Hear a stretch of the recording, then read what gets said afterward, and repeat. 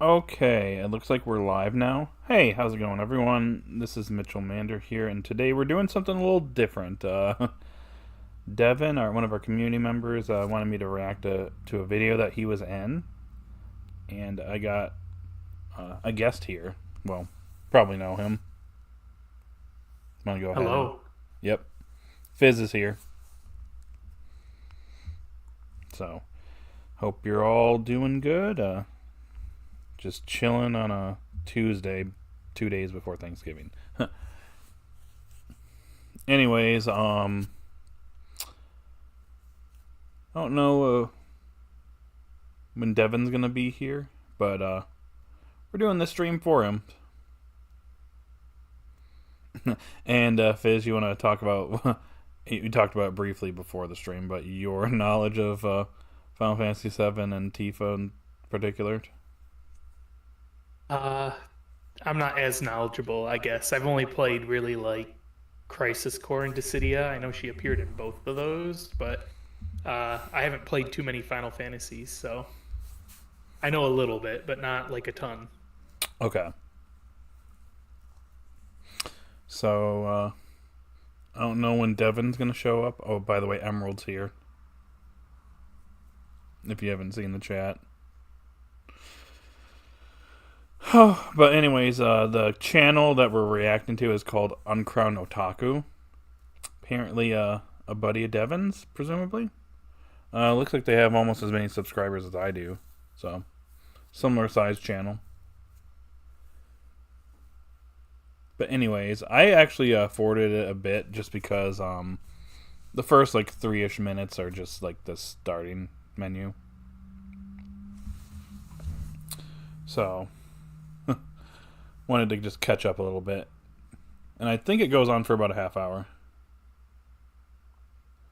The video it's about an hour, but at a certain point he stops and starts playing Ghost of Tsukushima. So at that point we'll probably stop the reaction. But yeah, I don't see Devin yet though.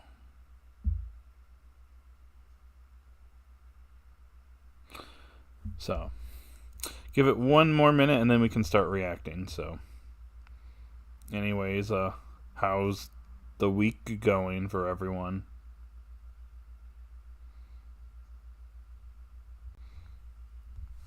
Yep, half hour. Are you alive over there, Fizz? Yeah. Okay. Beast Mode God is here. Hello.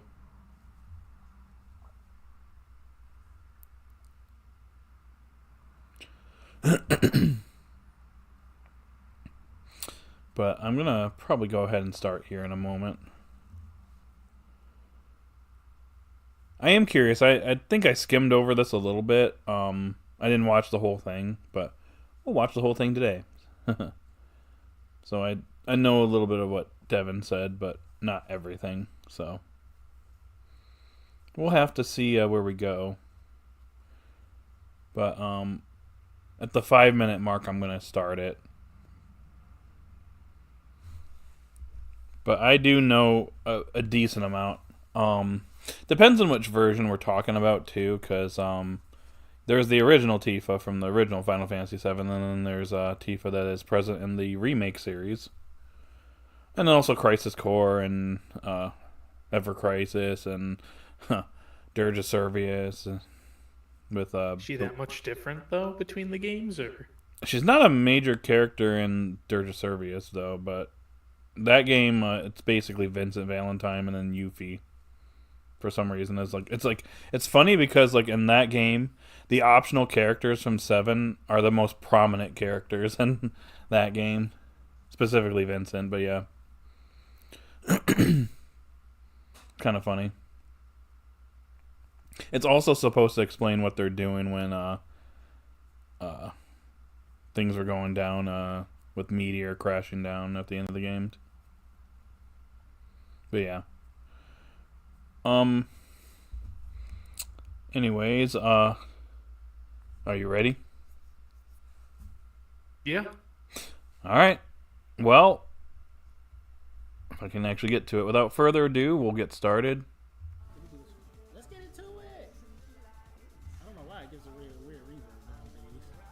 But we're going to get this thing cranked off. Welcome to the stream. Welcome to the motherfucking team. I'm in a Discord with Devin. We're about to get this thing started. Thanks for stopping by. Let's get into it. All right, here we go. Come on, rock. Yo, bye. Okay. That song. Let me see if Devin's Oh. He's DM. I'm bad at calling. Is it okay if the DM show? I'm bad at Discord in general, actually. So, for y'all that are uninitiated, we're going to figure out why Devin hates Tifa Lockhart. That's the whole mission today. Not a sponsor, but I got my energy drink. We are going to figure out why he hates Tifa Lockhart. All right, Devin, tell me why you hate Tifa. Oh, wow. I can't hear nothing. Do I not have it set up? Does it take a minute to start? Yes, sir. What's going on with you? Doing well, how about you? I'm chilling. I just got back from seeing Tron. The movie sucked, so we're not even. That'll be in the video.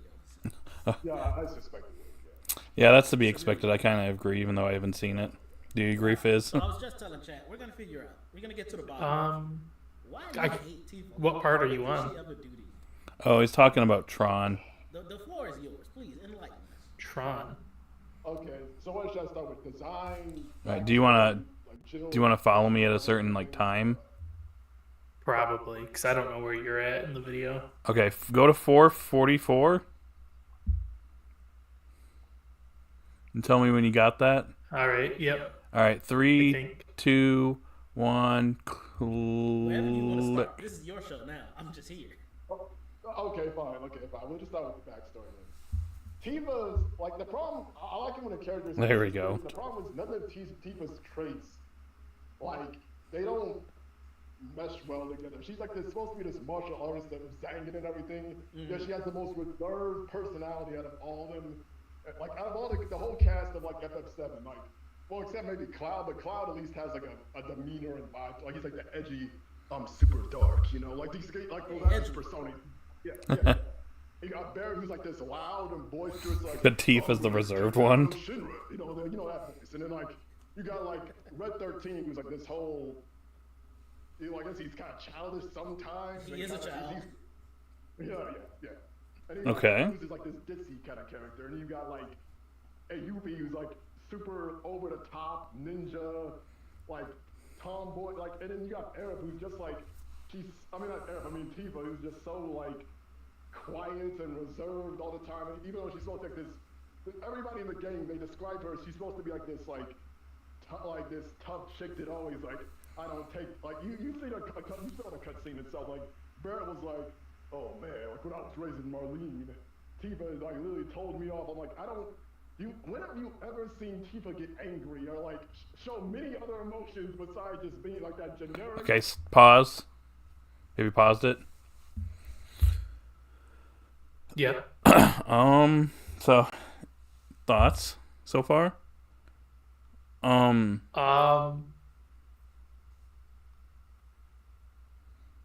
You can go first. Like, she's reserved, but, like, I'm trying to think of this, because, like, the whole thing about her, like, being, trained in martial arts, that's kind of, like, more so something in the background. When Cloud, okay, just to kind of explain a little bit, when Cloud, to those that don't know the story so much, so Cloud and Tifa are childhood friends that grew up in Nibelheim. And then throughout the early part of the story, the whole thing about Cloud is that like he was kind of like he kind of was bullied as a kid or whatever, but he wanted like to like get Tifa's attention or whatever. I think he might go into depth a little bit of what kind of their background a little bit, so I won't go into that a whole lot here. But the whole thing is that Cloud really admires Sephiroth, and he eventually gets to go to Midgar and basically train to become a soldier, which don't know if I want to spoil too much, but to those that haven't played 7 or the context, but let's just say things didn't go very well for him. But anyways, and the time that Cloud was away, training, to be part of soldier, Tifa, on the other hand, was doing some martial arts training. The way that the game implies, it sounds like she's been doing it for a little bit. By the time we get to, 2 years later, the first like time skip, like before we get to the present, there's like 2 years between.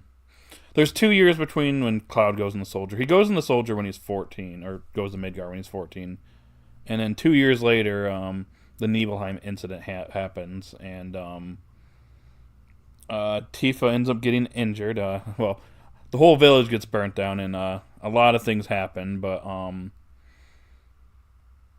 anyways, her master ends up saving her, and it's kind of implied. The game doesn't really go into detail to say anything, but you can kind of imply from that she trained more, afterwards. And obviously, when she joined Avalanche, she was pretty well trained by that point. Okay, makes sense.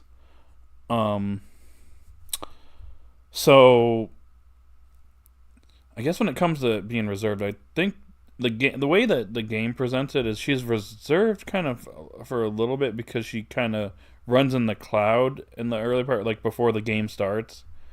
But she's trying to kind of keep tabs on him just because he's saying a lot of things that are inconsistent. I don't know how much you know, Fizz, about the story, but like Cloud is very much messed over because of Genova cells and stuff. Yeah. So I do remember that. So he's saying a lot of things that like Tifa sees as contradictions. So she is trying to, keep an eye on Cloud and just kind of just see like what, what's the deal with him or whatever. So I can see why, he's saying like Tifa comes off reserve, but I don't know if I consider that like a flaw, though. I guess I might disagree a little bit there. He's pretty quiet, I know, generally, right? Yeah, she gets a little bit more outspoken later in the game, but when it comes to like Cloud, whenever she's saying stuff, or whenever he's saying stuff that she finds that's out of line, she doesn't say anything. Obviously, when the game is doing that, it's doing that for a reason, because obviously it's hiding the fact that there's something going on with Cloud. And the whole, I guess the plot reason is like, Tifa's not blurting out and saying anything. I guess besides, trying to keep the plot from exposing itself, is that she's just, reserved, and she's afraid to kind of just figure out what's wrong with him, I guess. So, do you think that some of that reservedness comes from like her training as like a martial artist? Because like I only know like the scenes from her in like Crisis Core, with the reactor and everything, but like I play Magic as well, and I know like her card is literally just called Tifa Martial Artist, and her creature type is a human monk. Oh. So like I think you can, like, monks are pretty reserved and like strong, and I feel like maybe they're trying to do that with her in like a different kind of setting, maybe. Yeah, that could make. Is that out of pocket or like not making sense? I think that makes sense to me. Okay. I don't know. I was hoping Devin would show up here soon, but he might be busy. But it's okay. He can. He doesn't. If he's not able to, come here during the stream, he can watch it once it posts afterwards. But anyways, let's carry on. Let's start it in 3, 2, 1. Go. Smile in that blank stare. No, that's because she's a martial artist, though. The martial arts taught her how to exactly what you said, Fizz. Dang, it happened. Call them out. She knows how to be emotionally supportive, but she's strong. Oh God! She'll punch a hole through a wall, but she chill about it. It's like Spike. It makes her like so like bland. It makes her like not like stand out amongst these like crazy personalities. Nah, I do agree with that. She mad bland. Yeah, it's like, okay, we're gonna talk about her backstory and all the problems that come with that. Not sure where the audio is echoing. Her mom died. She's like I think it's picking up off of your TV, probably. Maybe a little bit. You are a bit loud. And then like, But it's okay. Like he went, like she goes to the top of the mountain, right? And then like when this whole thing is like kind of weird. Somehow they both survive falling off a big cliff. Like I'm not even gonna question that joint. How weird that was. Yeah, that doesn't make sense actually. They both should have died. And some reason, it's like God comes out with major scratches and like Tifa somehow ends up in a coma, which is like. I also for like they're both just ordinary kids at that point. I'm pretty sure. I don't think Cloud had like special powers back then. When no. Yeah. James just. Oh, that is a whole weird thing and a half. Pause. There's a few things there. So, I'll give you a little bit of context. Emerald's also here. I'll give you a little bit of context. So, in the original game, to kind of go into their childhood a little bit, Cloud was bullied a lot, okay? But he wanted Tifa's attention, but we actually find out that him and Tifa weren't actually super close, but she was close with a bunch of other kids in the neighborhood in Nibelheim. But there's a certain point in her childhood where her mother ends up passing away. We actually don't even get to see her in the game. We just hear that there was a specific day where she finds out her mother passes away, okay? So she decides to, along with a bunch of other kids, to go up Mount Nebel. And she's like, I'm going to go see my mom. You know, my mom's spirit's over there. You know, she's like 10 or something like that at this point. And Cloud follows behind.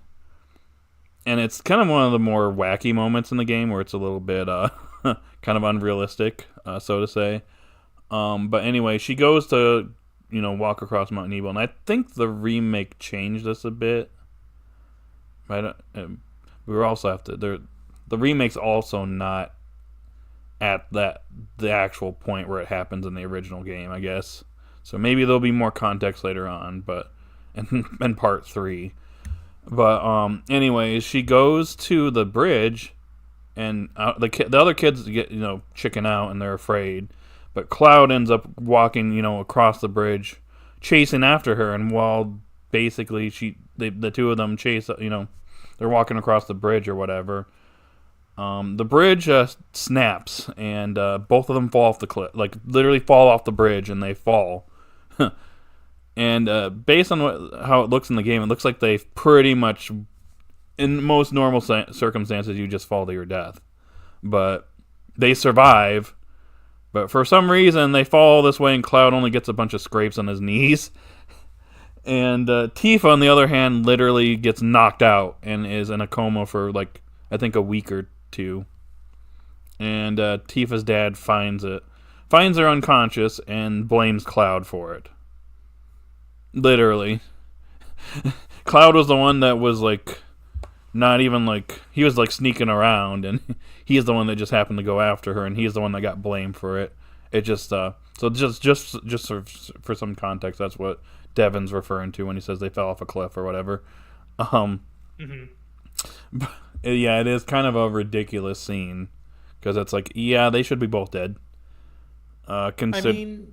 Yeah, but I mean, it's also a fantasy series, and I'm sure other crazier things have happened, right, in the game, or no? I mean, in the game at the very beginning, Wedge, one of the three characters that are in Avalanche at the beginning, literally falls off of the big, I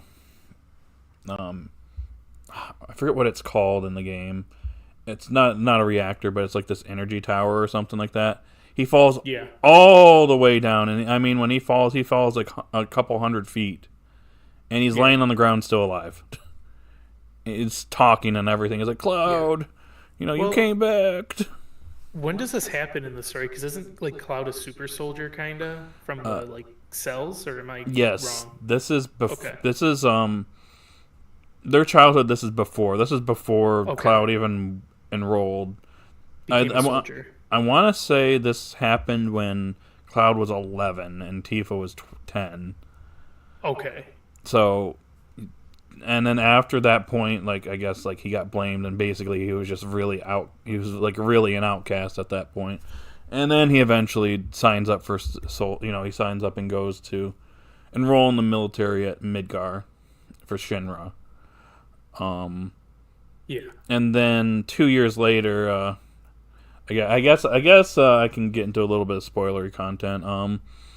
So 2 years later, there's a Nibelheim incident where Sephiroth, Zack, and then, unbeknownst to everyone else, Cloud, who is actually not in Soldier, he ends up not making it because he just wasn't strong enough. The Nibelheim incident happens, and basically Sephiroth like freaks out and wonders what's going on with like the experiments that are going on in the reactor there.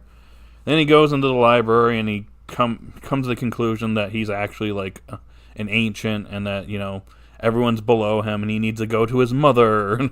If you've seen the memes. But he ends up burning down Nibelheim, pretty much killing all the residents, like Tifa's dad, Cloud's mom, everybody, like almost everybody is just taken out besides like Cloud and Tifa. And then like I think Johnny. Or is John? I can't remember if Johnny is from Nibelheim or he's just from Midgar. I don't know, but that's besides the point. But yeah, what he's referring to is what happened in their childhood. But anyways, yeah, there's like a whole incident in Nibelheim where Sephiroth burns down the village, and he goes to the reactor, and, you know, Zack pursues him, but Zack gets defeated, and Cloud, who's a literal soldier, grabs Zack's Buster Sword and stabs Sephiroth, and, you know, while he's like not paying attention, because Sephiroth thought, oh, I dealt with Zack, so I'm gonna go ahead and, like, you know, fixate myself on Genova, my mother. And somehow Cloud sneaks in and manages to stab him, and I don't know if he's mortally injured or wounded, but he's hurt pretty bad. Despite the fact in the game that probably would have only done 10 damage at that point. And Sephiroth has like 3,000 in the part of the game where he's like optional to play as. It's actually pretty interesting in what the remake does, by the way. Kind of getting way off topic, but yeah. But somehow, and I think the explanation that I can come up with is that Cloud goes after Sephiroth. Sephiroth cuts off Genova's head. So Cloud runs off after him, and before he can get close enough, Sephiroth stabs Cloud. Like, hurts him pretty bad. I think technically, I think he probably should have mortally wounded Cloud. So he's holding Cloud, but then somehow Cloud gains this, you know, strength out of nowhere and throws Sephiroth into basically the life stream. And he essentially, like, after so many years, he becomes part of the life stream and basically crystallizes. It's really complicated, but my theory is that in that moment when Cloud gained that strength, it was like a combination of adrenaline and somehow the Genova cells that were like resonating, you know, within Sephiroth or whatever, and limit breaks something. It's hard to figure out what exactly happened here. The game doesn't really do the best job at presenting it, if I'm being completely honest.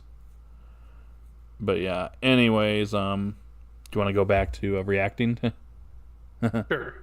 All right, 3, 2, 1. Reason, like Tifa, like Tifa, like as soon as she wakes up, the whole village blames Cloud for some reason. Like Yep. Even though this is the same chick that like all these kids followed her up to the mountain and she fell off, and like for some reason she doesn't even like speak up ever at all. They're like, and you just let this kid get blamed. Even he was already kind of like a loner and already kind of like an outcast, and you just be even worse than a kid because now her stupid dad is like, oh, it's all your fault, Cloud. Like. He did. Well, it's not his fault, but she did come home with a big old scar. Yeah. Yes, but it's like, like. But Tifa didn't really care about Cloud at that point, Devin. For like years on it, even like when she like became like a tour guide, like Nibelheim and all that, whatever. She was doing that for her dad. Like her dad was taking a day off, and she just took over. And her dad blamed Cloud just because he was the one there. So, and he was already an outcast. Like it's like you think that like this like did it to more stuff where like she does like. Oh boy, let's kinda go like, for a rant. she Lol. does, like open up a bit to Cloud. Like I think like I remember like the scene afterwards, like she does like that little like scene where they talk to each other like in like the thing the swing set, that iconic thing scene, you know what I mean? They also had one where they was on the water tower talking to you. Yeah, Yes. that's the one I'm talking about. Where like Cloud's like, oh, I want to go become a soldier to be a hero, you know, some of that joke. And then she's like, and then this chick has the nerve to say, like, I want you to promise you'll be the one to save. Like, you have the nerve. This is partially your fault why he's Cass. The nerve to tell him that you save me one day. I'm like, what? What kind of? Okay, it's random, but she's also 13, Devin. These kids followed her up to that mountain. She's the root cause of everything. Yeah, The root cause of everything. and then, oh my god. She caused the whole thing. About, like the stuff they added in the remake, and like how another problem with her inconsistent personality is like somehow she's like brave enough to like try to take on Sephiroth, this dude that's this legendary hero, but she can't jump off a train. What? Devin?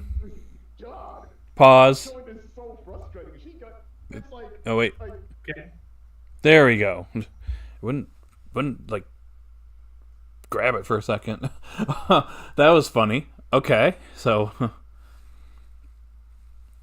just to be clear, this game came out in 1997. Yes, the original. So okay, so like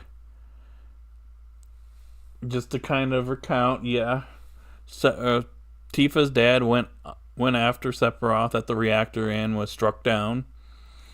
And for some reason, Sephiroth thought it was a bright idea to just drop his sword and just leave it. So Tifa, like, obviously, like, seeing everything going on, at that point, she's like, yeah, screw Sephiroth, screw Shinra, screw everything. You know, like you gotta think from her perspective. Her hometown just got destroyed. Everybody's dead.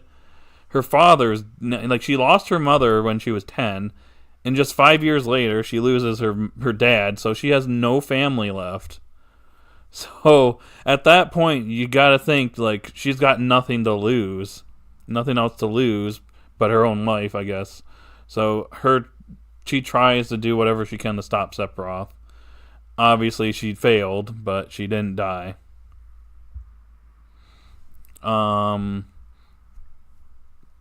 But I'm trying to think. Yeah, and then it is kind of funny that like years later she's a little bit nervous about jumping off a train, but also in that circumstance, she isn't, and like she isn't. This is years removed from that incident. So I don't know. I mean, I guess it's a little inconsistent. She was 13. The day before Cloud went to Midgard to start his training. So Tifa was 13 when Cloud left. That's what I was referring to. There's a couple of scenes. I guess, am I gonna have to stream this game now? So that you can kind of see what's going on, but I mean, it's gonna get copyrighted, probably, right? Or no? Maybe. I mean, my 9 Let's Play I did at the beginning of this year, I managed to get out of that, but I don't know. I think they changed their stance on that, because I was able to go through 9 and not have any issues. I did. Last year I streamed the demo for Rebirth and didn't get hit with anything. But it's weird because a couple years back I put some Final Fantasy VII Remake videos on my channel, and both of them got hit with copyright. One was I think actually the battle theme. And then in the other one I put out was the boss theme. I went ahead and erased those. Evan or Devin. Emerald. I don't know. Too many names. The crazy dude who copyrighted the song. Okay, there was a couple things. There was I'm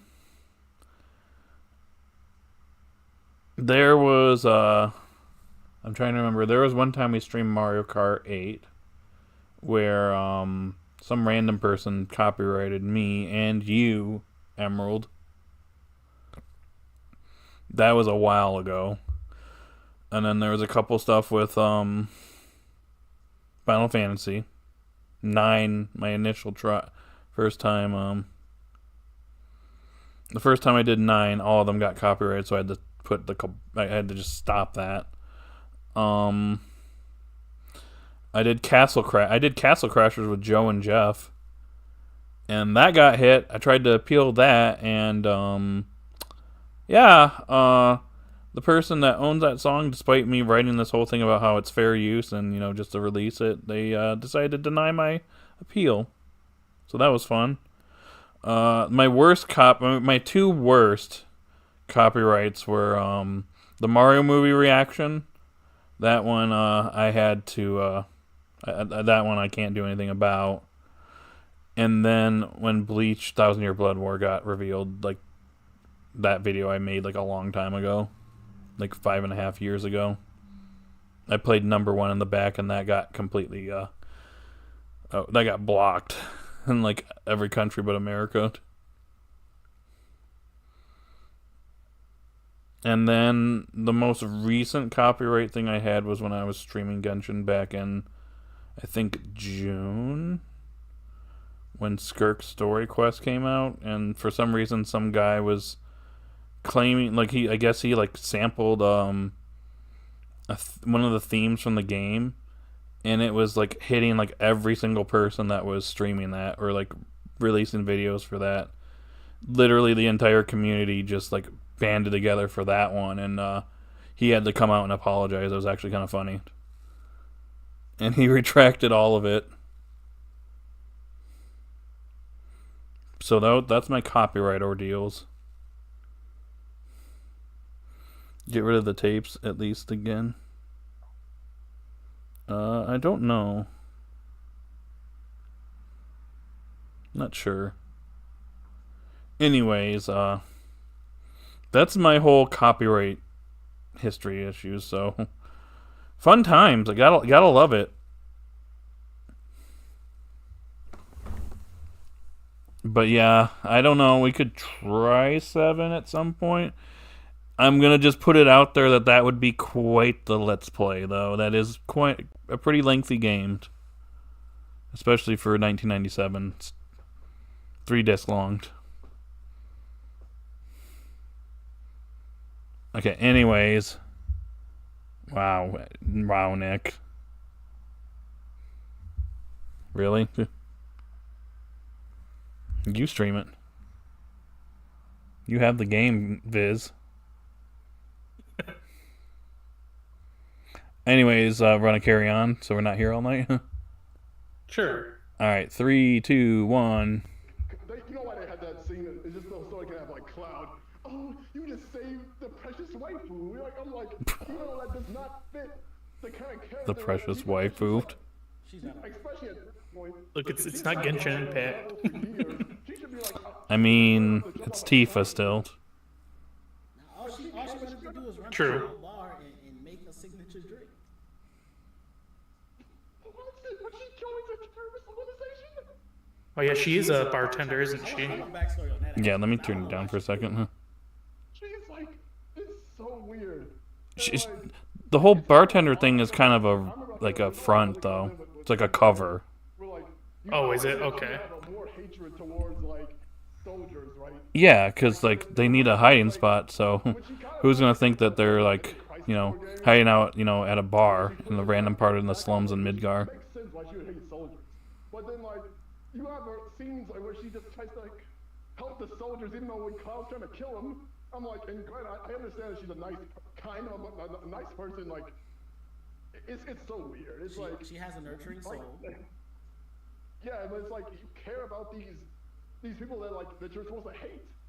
And they kind of had an arc about this where she like tries to, she like starts to understand like the soldiers and like how they're just like ordinary people who just forced in a bad situation. They kind of had an arc around that, but the problem is like they don't.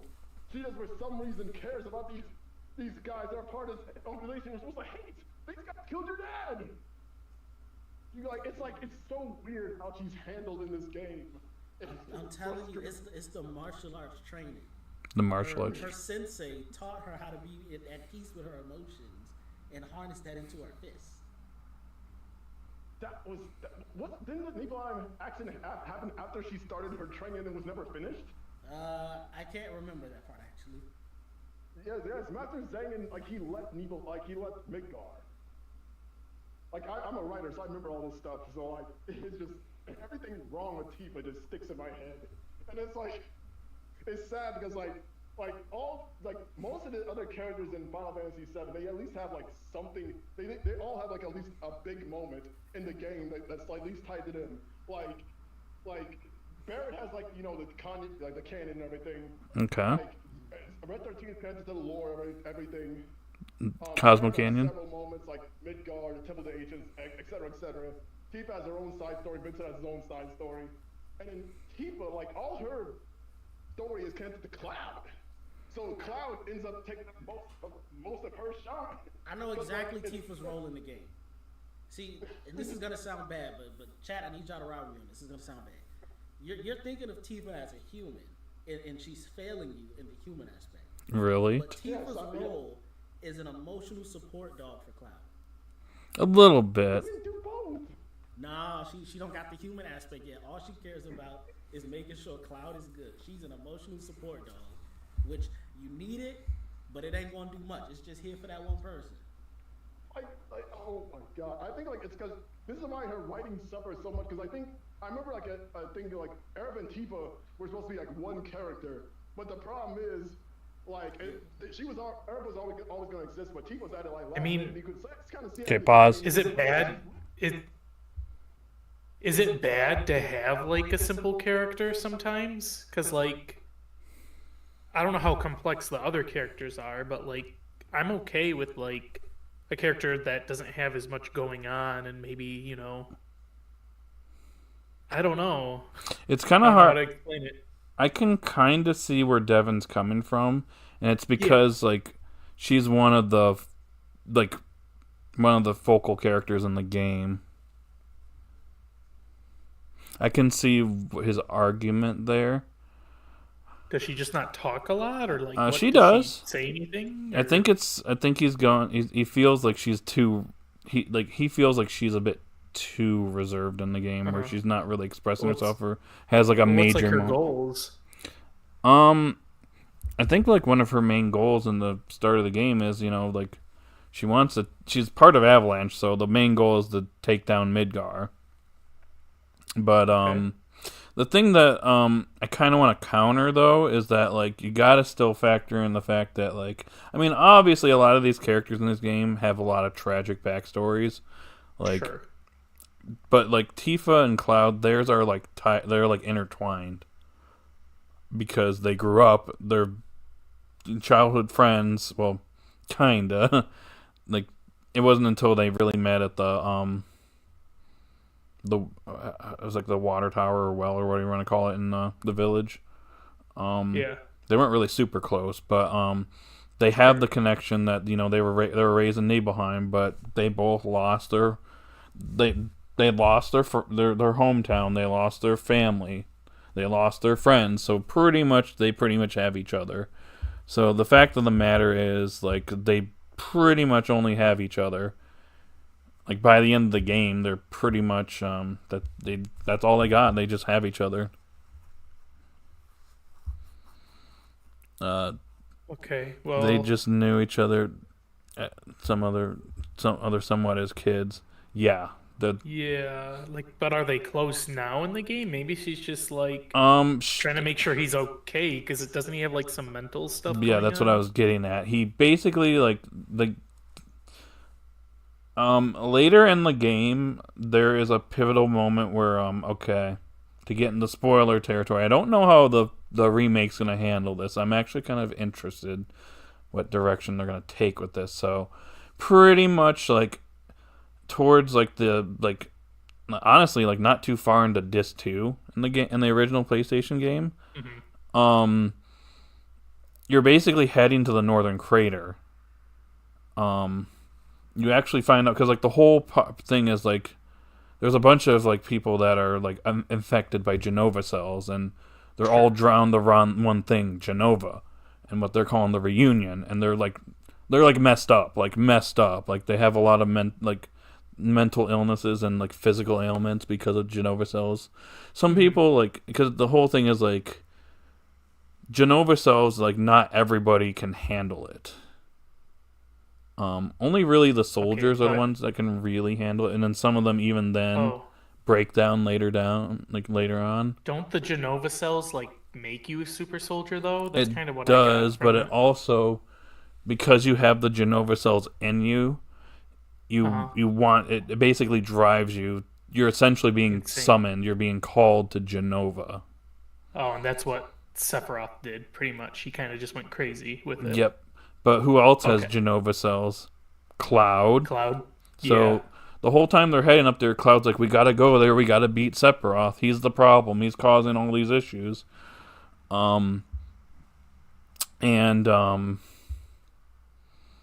you go to the Northern Crater in the game, and basically there's this black materia that you get. Like there's a couple. Sephiroth gets some of it, but there's like one that you're still.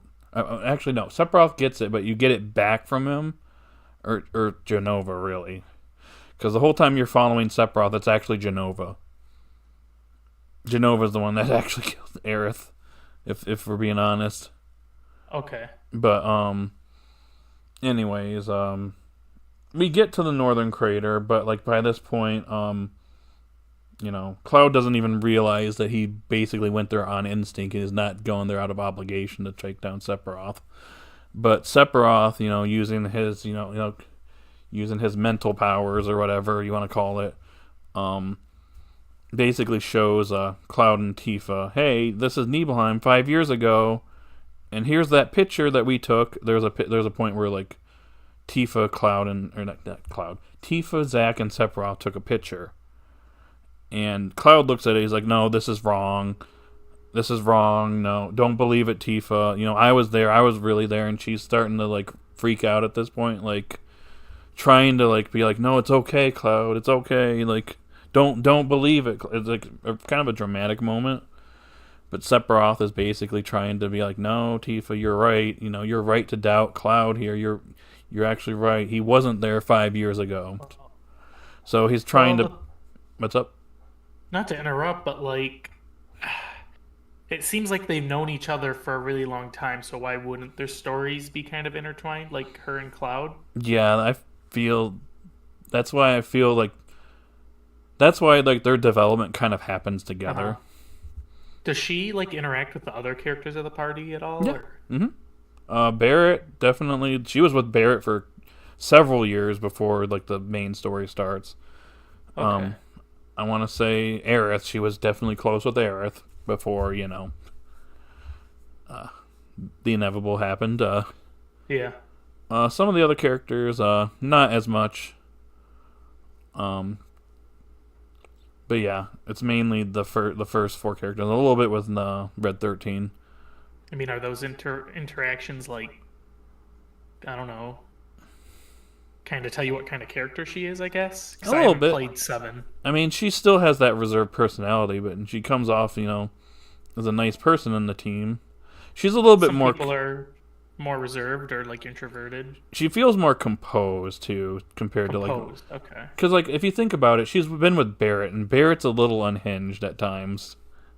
Let's just be real. He kind of gets mad. There's actually some funny moments in the game if you actually allow Barrett to do what he wants sometimes. Isn't he the leader of Avalanche, right? Yes, he is the leader of Avalanche. That's what I thought. Because there's a point in the game where you storm the Shinra building, You can either sneak in, which is what Tifa wants to do. She doesn't want to make a scene. But if you decide to do what Barrett wants, you literally you break in there, and he has like one of the funniest dialogues. He's like, "Oh, it's like, sir, can I help you?" He's like, "Yeah, you can help me. If anyone doesn't want to get their face beaten in, then get out of my way." Like literally just says that when he walks in. I guess that's just their personality type showing, in those two kind of directions, right? Because you can choose between them. Yep, and it's just funny. Well, that's also the affection system, because oh, okay. Is that in the remakes? Then I take it. It is. But the remakes, it has like pretty much every character. Now, is Devin talking about the remakes or just like the original? I think he's referring to the original. The original, okay. I wish Devin was here to jump in, but I'm gonna use the restroom really quickly, and then we can jump back and continue. Oh, okay. All right. Intermission.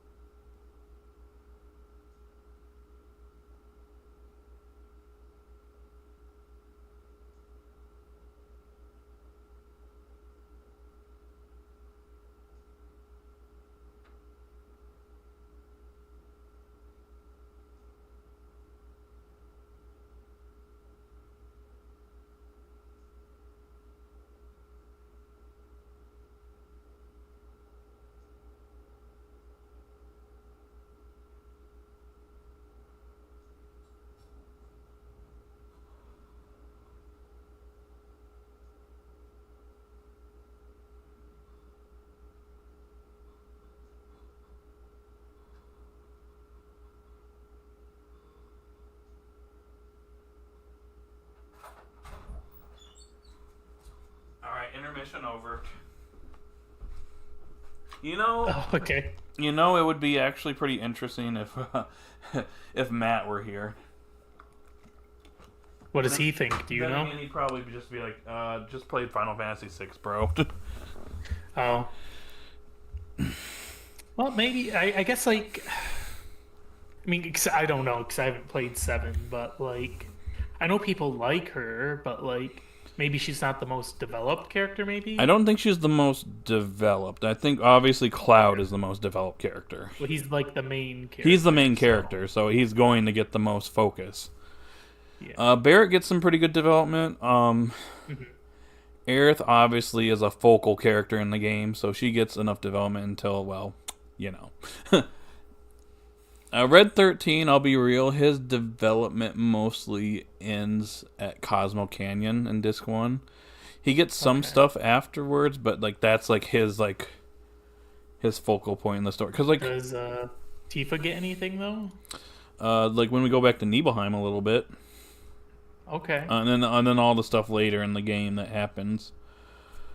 So like late game she gets stuff, and yes, then, like, she get before the game. But like there flashbacks to Nibelheim as well. Well, there's also stuff because we learn about their past and what the incident 5 years ago was like a major point in like her story and Cloud's story. Obviously a little bit in Midgar at the beginning. Before the actual like Cloud explains things from his perspective. When they go to Calm after they get out of Midgar, which is basically like his memories mixed up with Zack's. So he's telling the story. It's kind of like Tifa's not saying it. And by the way, Tifa is pretty much silent during that time for the most part. Maybe she's just letting someone else go through it, I guess, instead of her saying much. Right. The remake is also... I mean, sometimes I do that, talking to friends. It's like, oh, my one friend knows this story. I also know this story. I'll just let him tell it, Right. Yuffie and Vincent are actually optional characters, but even still, they get their part in the story. There's an optional section in Wutai for Yuffie, and there's also another part, too, for her. Vincent is also it's actually an important character, since he was part of Shenron, and he, let's just say he got experimented on. He's forever 27. Literally, he's actually like, I think 57, but he is like immortal, and he is literally literally just stuck at his age is frozen at 27. Oh, okay. But and then Kate Sith literally, well, there's Kate Sith, and then there's the actual person behind Kate Sith, which is what's his name from Shinra? I know he works in Shinra. I forget his name. I forget his name too, and I was gonna say, is it Reed? Let me look that up before I. Kate, it's technically the Kate. It's not Kate Sith. I forget how it's actually pronounced. Ketchi. Ketchi. I think. Yeah. Something along those lines. Reeve. That's who's controlling him. Reeve. Okay. Is that how it is in the remake? Remake, too? It's weird because like feels like I'm just gonna call him Kate Sith because I'm just so used to it. He feels like his own character, like he's not controlled, but the Moogle that he rides on is obviously not real. It's not a real person. It's just a robot, right? It is a robot, yeah. Okay. They didn't present it the best in the original game, so he just looks like he's a Moogle all the time. But in the remake, he is literally mostly just running around as the cat.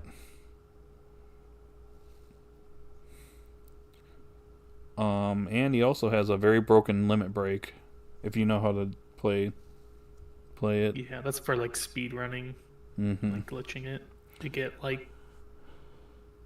perfect every time. And then Sid also gets he's the last character that's recruited in the game. He's recruited towards the end of Disc 1, and I'm kind of a little unhappy with how he was handled in Rebirth. Because, in the original game, you recruit him, and, he's very foul-mouthed. Barrett swears a bit, but, Sid is just, F-bomb galore. It's actually kind of funny. I don't know how he's going to be handled in the next part, which I'm presuming is coming out in the next 2.5 years, I think.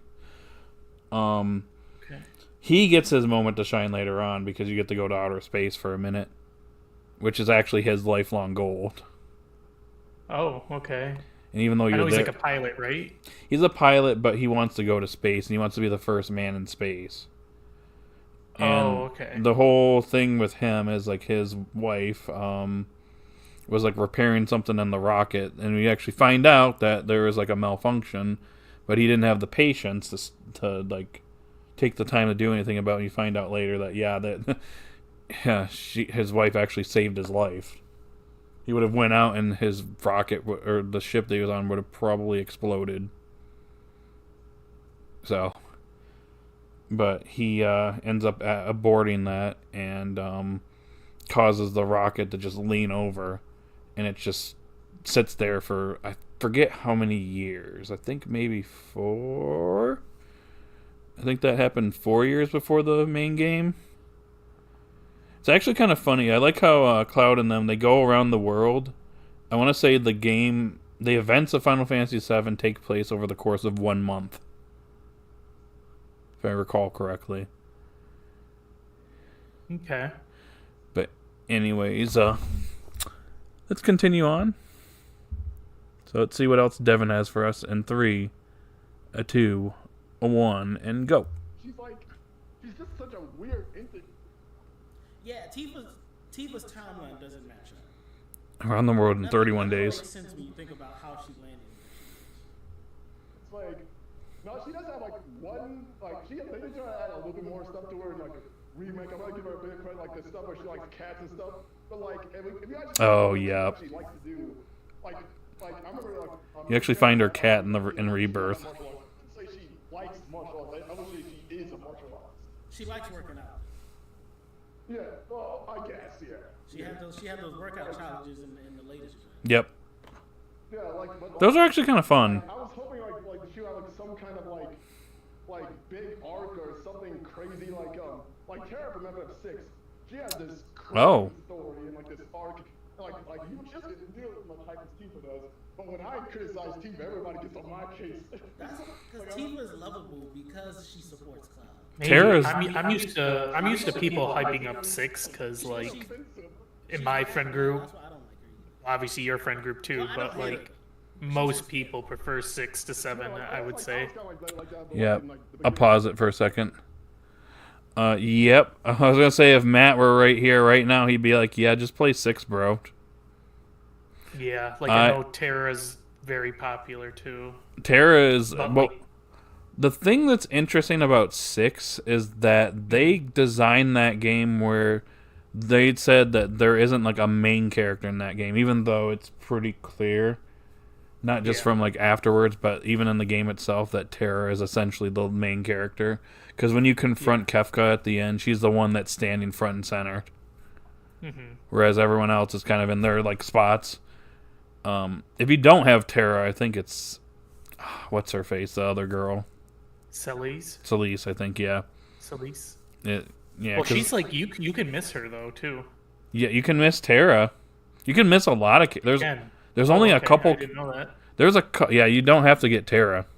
There's a couple characters that you recruit at the beginning of part 2 of that game, and if you want to, you can just go to Kefka, but like it's really difficult because you have to fight the 3 pillars. Which the pillar, like the gods of magic or whatever, and they're really tough. And you don't want to go on that with just like 1 or 2 characters. You'll get annihilated unless you're like top tier level. Yeah. Even then, you're gonna probably have a hard time. And also during your battle with Kefka, if like anybody gets eliminated, if you don't revive them in time, you move on to the next row of characters. Yep. You choose your order, and like if anyone gets KO'd and you move on to like the next part in that battle, another character is swapped out and they're basically eliminated. They're not dead, but I know we're getting a little off topic, Yeah, but we're very off topic. I will say in Final Fantasy V, if anybody dies to Neo X Death, the game acts like they're actually dead. Oh. And like they don't show up in the end credit, like the end of the game. They don't show up like at all. The game is just like, yeah, they died. They got sent to the void. Literally. Okay, I have a question before we start. Yes.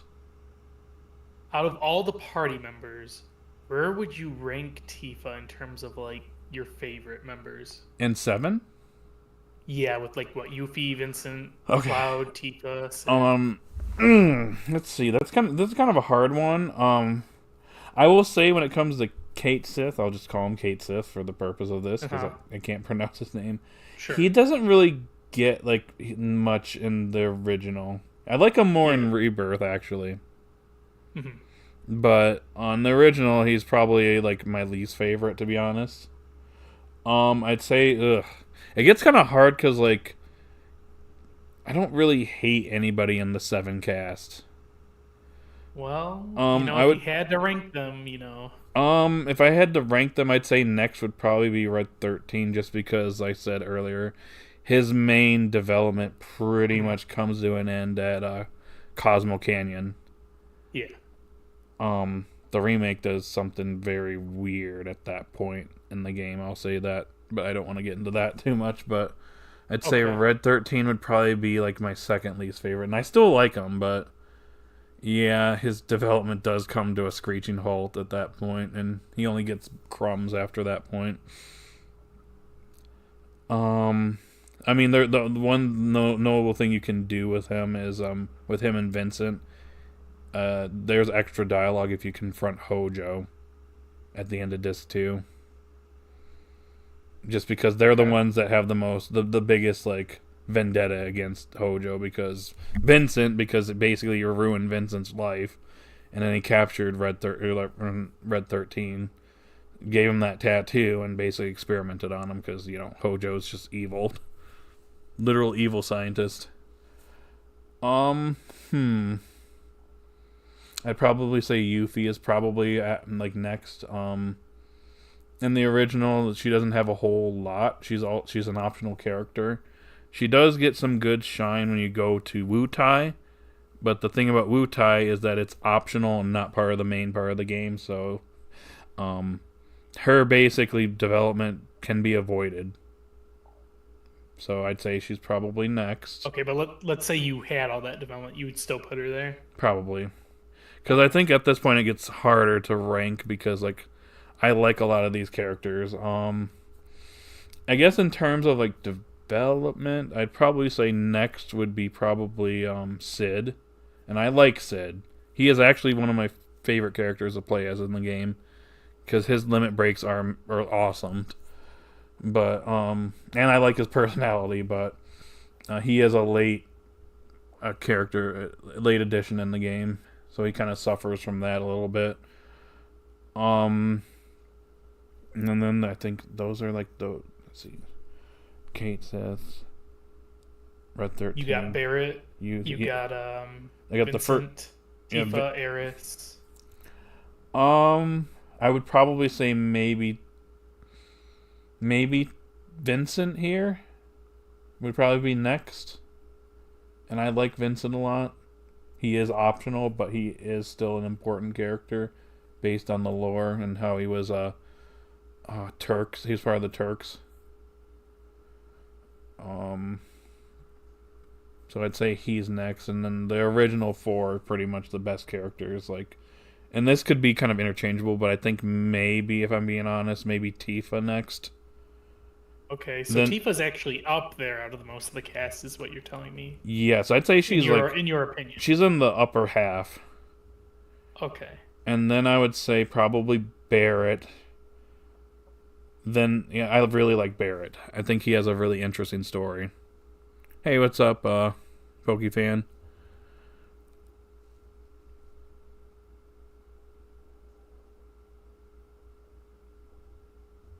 This is taking long because you're going off topic quite a bit, which is fine. I mean, we don't have a whole lot to go over, so it's okay. We're just here to chill and talk. That's why that's why I labeled this a discussion, because it doesn't have to be like completely reacting to this the whole time. We'll get back to it in a moment, but yeah, I'd say Aerith is definitely she's very vital to this game, to the plot. Like, she is very much she essentially is basically the savior at the end of the game.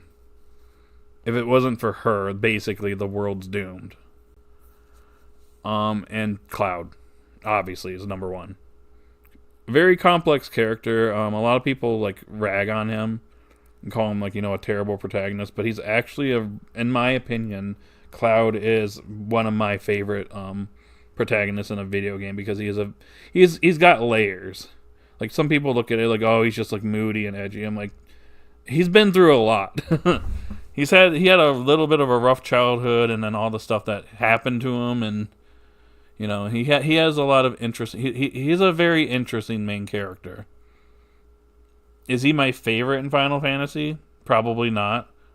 For example, I think I like Zidane probably as my favorite protagonist or lead.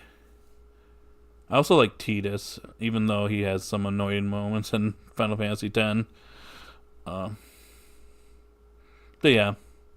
Anyways, let's continue. So in 3, 2, 1. You're always like just kind of indifferent, but then like the fan base, like whenever I say like my problems with Tifa, like as a character, like they're like can I give my good reasoning? He's like, they're like, oh, you're wrong. You're like Tifa's amazing. It's like Tifa's shortcomings are more highlighted because of how Jessie was in the game. Jessie was so assertive, let Cloud know I'm here for you. She supported Cloud. In remake. We had a whole backstory on Jessie being a famous dancer, actress stuff. You didn't have that in the original. Who arguably likes Cloud too and does nothing. I disagree. It's like so weird. It's like, and I guess like also because I've also like went off like I'm not like I like the things when I value writers, I value like personality, like backstory, that kind of like connects and character development. And like Tifa, like she arguably, I would say she gets the least amount of this out of all the main cast. Yeah, nobody really cares about her story. What? Okay, I gotta stop for a second. Sorry, Devin. I gotta I gotta disagree with you there. No, I don't agree with that. I think I do agree she has shortcomings, but I don't think she's the least developed of the cast. It's everyone has their moments in this game, but like again, Red 13, his development literally ends at Cosmo Canyon with like little bits and pieces here and there. I can't like give him a whole lot. Kate Sith in the original doesn't really have a whole lot besides, oh, I'm a robot. And, I'm being controlled by Reeve at the Shinra building. And then he gets blown up and at the Temple of the Ancients, and then Kate Sith 2 shows up. He's just a reskin of the original. So, I'm sorry, Devin, but I gotta disagree.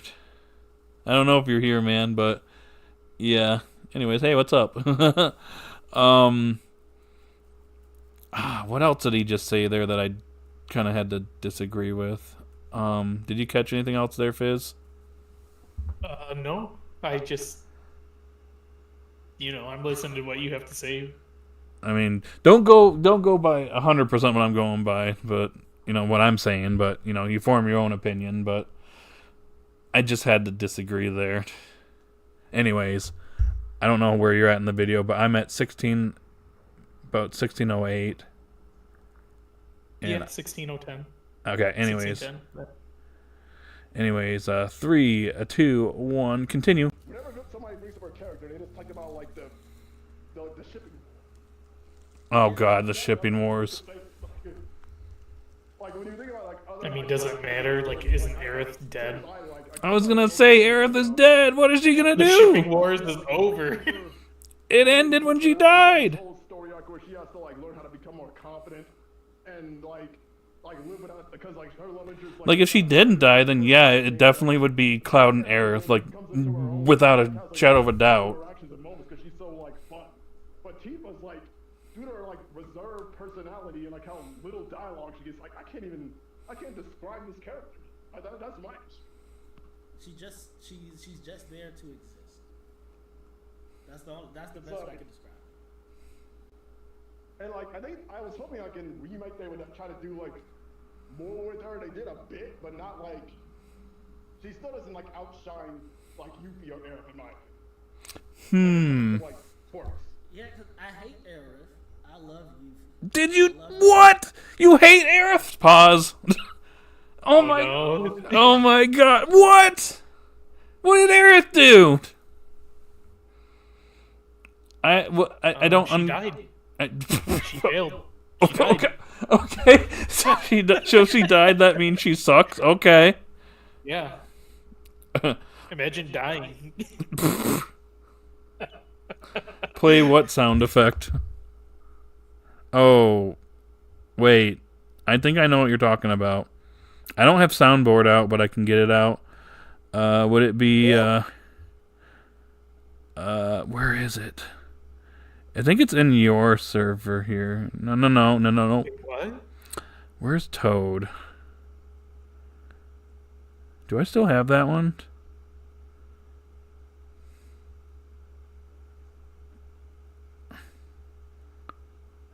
What's this?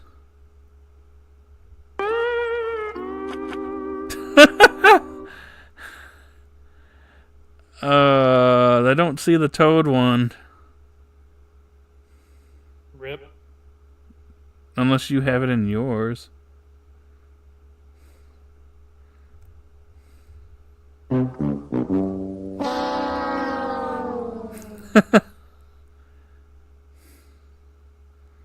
I don't see Toad anymore. I was gonna do the Toad sound where he's like, ah.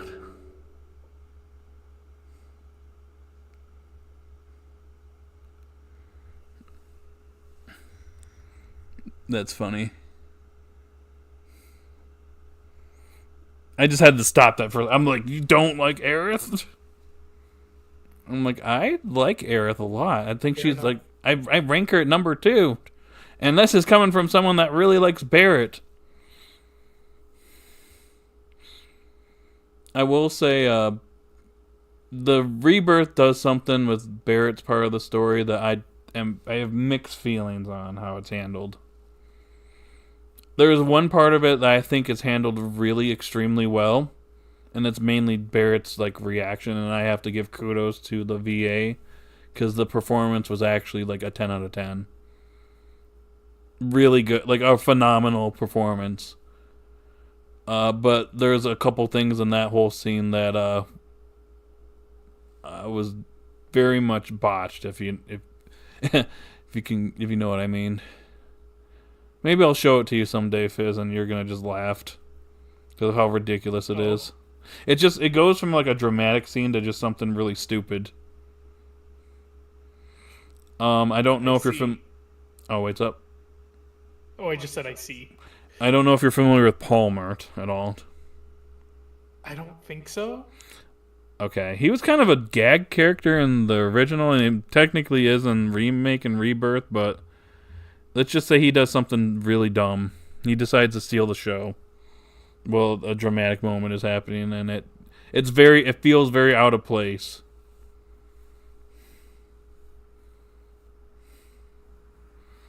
But anyways, back to the reaction in 3, 2, 1, go.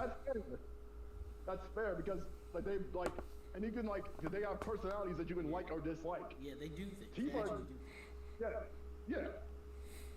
You could replace Tifa with anybody, and I think the story would almost be the same. No, I disagree with that. Oh my god.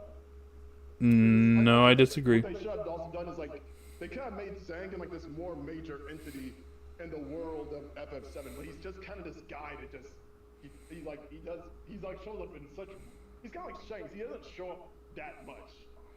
Make this or saying like how he tried to fight, so not exactly. Imagine if Mr. Satan was the bad guy and he was trying to fight Cell, the good guy. What about her character design, though? How about that? At least respect the skirt with the tank top and the gloves. Bro, Oh. Iconic character design. Just with the, like the long lost Mario brother, bro. Like the overalls and the horsehair in the back. It's like, it's fine, but it's like I've seen cooler like female designs, like all over the place, and it's like the design. I guess like the breasts show you that she's kind of motherly, I guess. Yeah, she like, put tomboys on the map. But she's not a tomboy.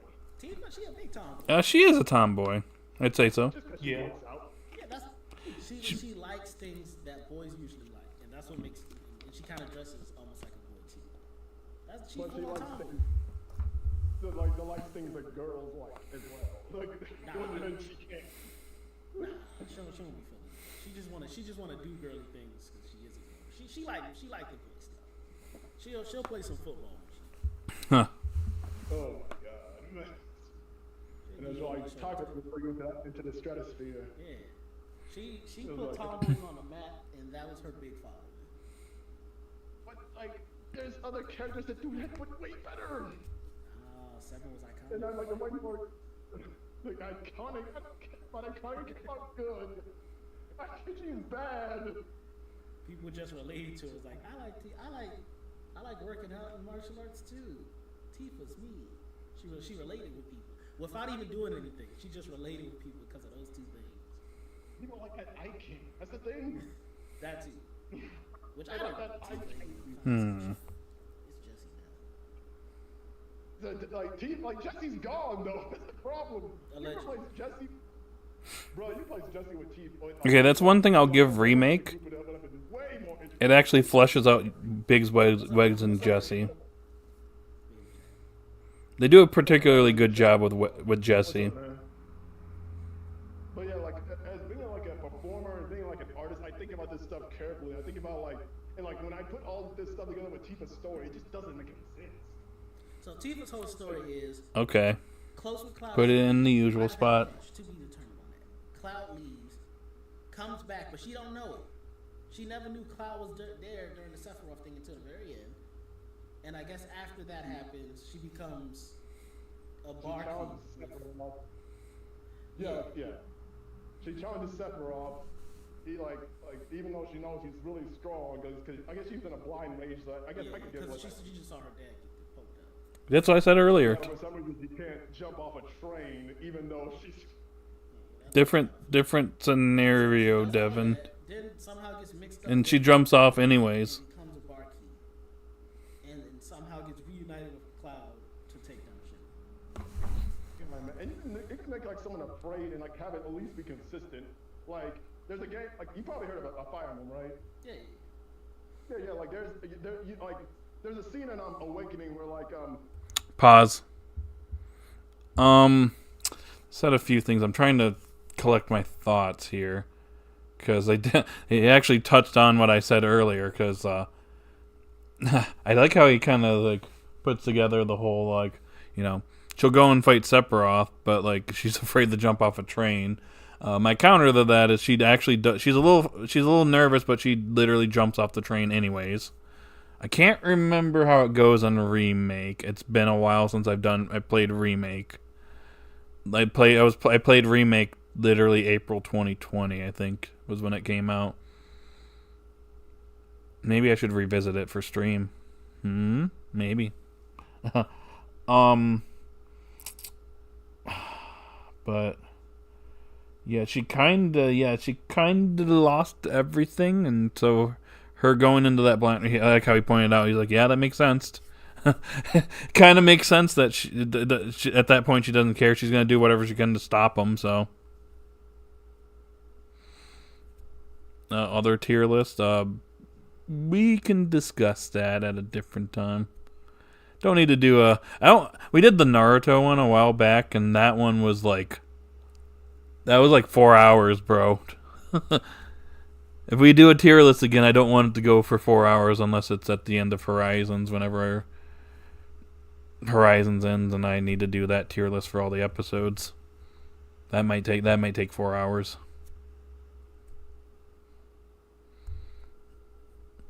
This is going on for over an hour, but I think this only goes on for another like 13 minutes on here, so we did get some good time out of this. Waiting for Devin to show up and be like, hey Devin, we disagreed with you a couple times here and there.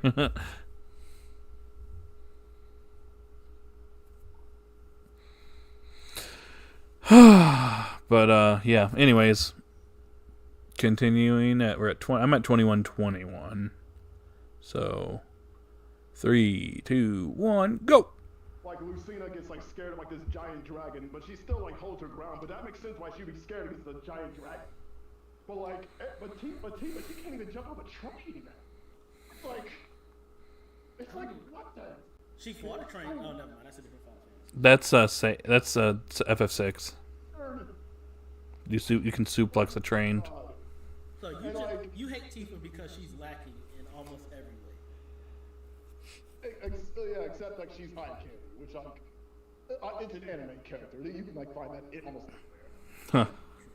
That stuff does not like appeal to that appeals to me as a guy, but like it's not like the end all be all. I'm an artist. I can draw women that look better than Tifa. So how would you, in a perfect world, how would you fix Tifa to be likable? Okay, first of all, I would make her character like less tied to Cloud. First, how would you get that to work though? Cloud, she can start the rivalry with Arab and everything. That's fine. That's cool.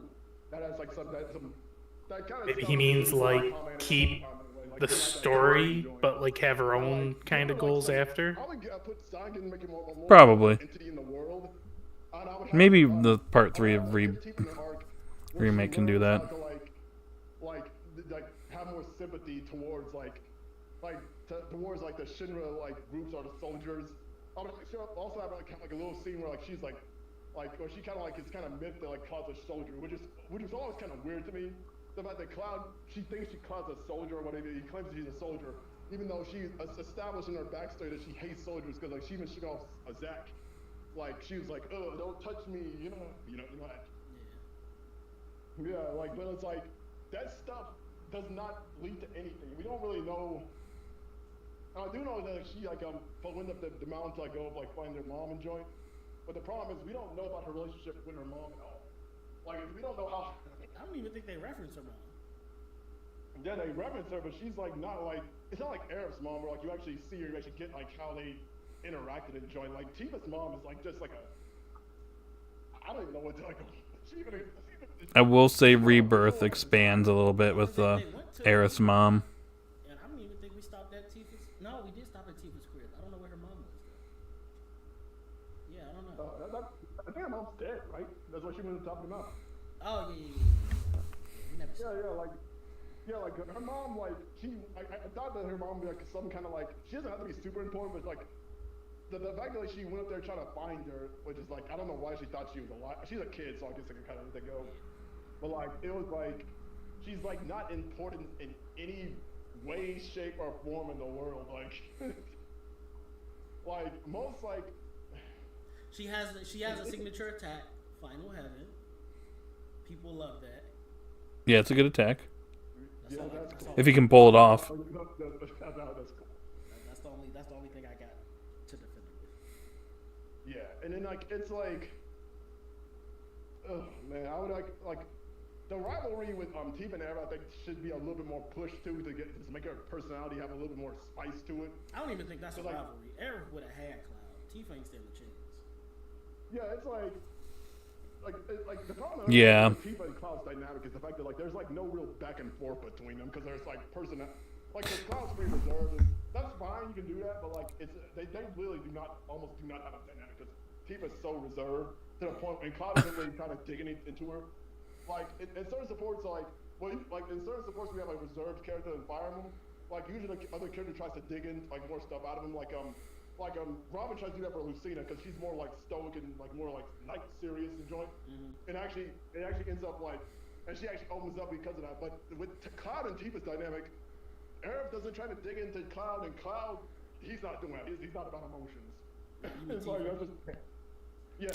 Cloud doesn't care. That's why I like Aerith and Jessie more because they go out of their way to pull information out of them. Yeah, because they also Yeah, but then Jessie dies. Because they're like a lot more like eccentric. Yeah, Cloud needs an assertive woman. Yeah, he needs someone to like dealing with whatnot. But like Tifa's so like, oh my god, I didn't even mention this scene. Like I also had a problem with, man. The fact that Cloud, this is also a remake problem and a rebirth problem. The fact that Cloud was mind control and he pushed her. I'm not gonna play the original game for this one. It's like the monster or whatever. She comes out of it and they're like that like she doesn't say it. Yeah, I thought she was gonna. Okay, pause.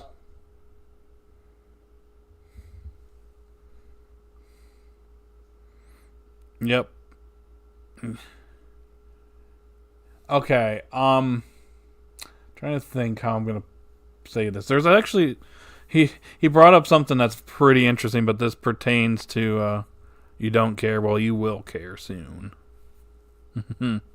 Anyways, so what was I getting at? It's funny they're bringing this up. There is a moment in Rebirth that's really, really awkward. I think it was really awkwardly handled, where like Cloud is clearly like not in his like right mind, and he like chases after Aerith to get the black materia, and like ends up succeeding and Sephiroth getting it or something like that, and everyone just like carries him out. They're like, oh, well, sorry that happened, Cloud. I should have actually been stronger for you. And it's like, what? I'm like, come on, guys. There's a few better moments in Rebirth where, like, there's one moment where Barrett literally slaps Cloud to get him back to his senses, which I think was like the right thing to do in that moment. But then there's a later moment. Yeah, I'm kind of getting to a tangent there. What I was trying to get at, there's a fun fact. There's a funny moment where if you go to the Temple of the Ancients in the original game and you have Tifa in your party, when Kate Sif is giving Cloud and Aerith their like fortune for their future, Tifa is literally off in the corner pouting. It's actually kind of funny. Clearly not jealous.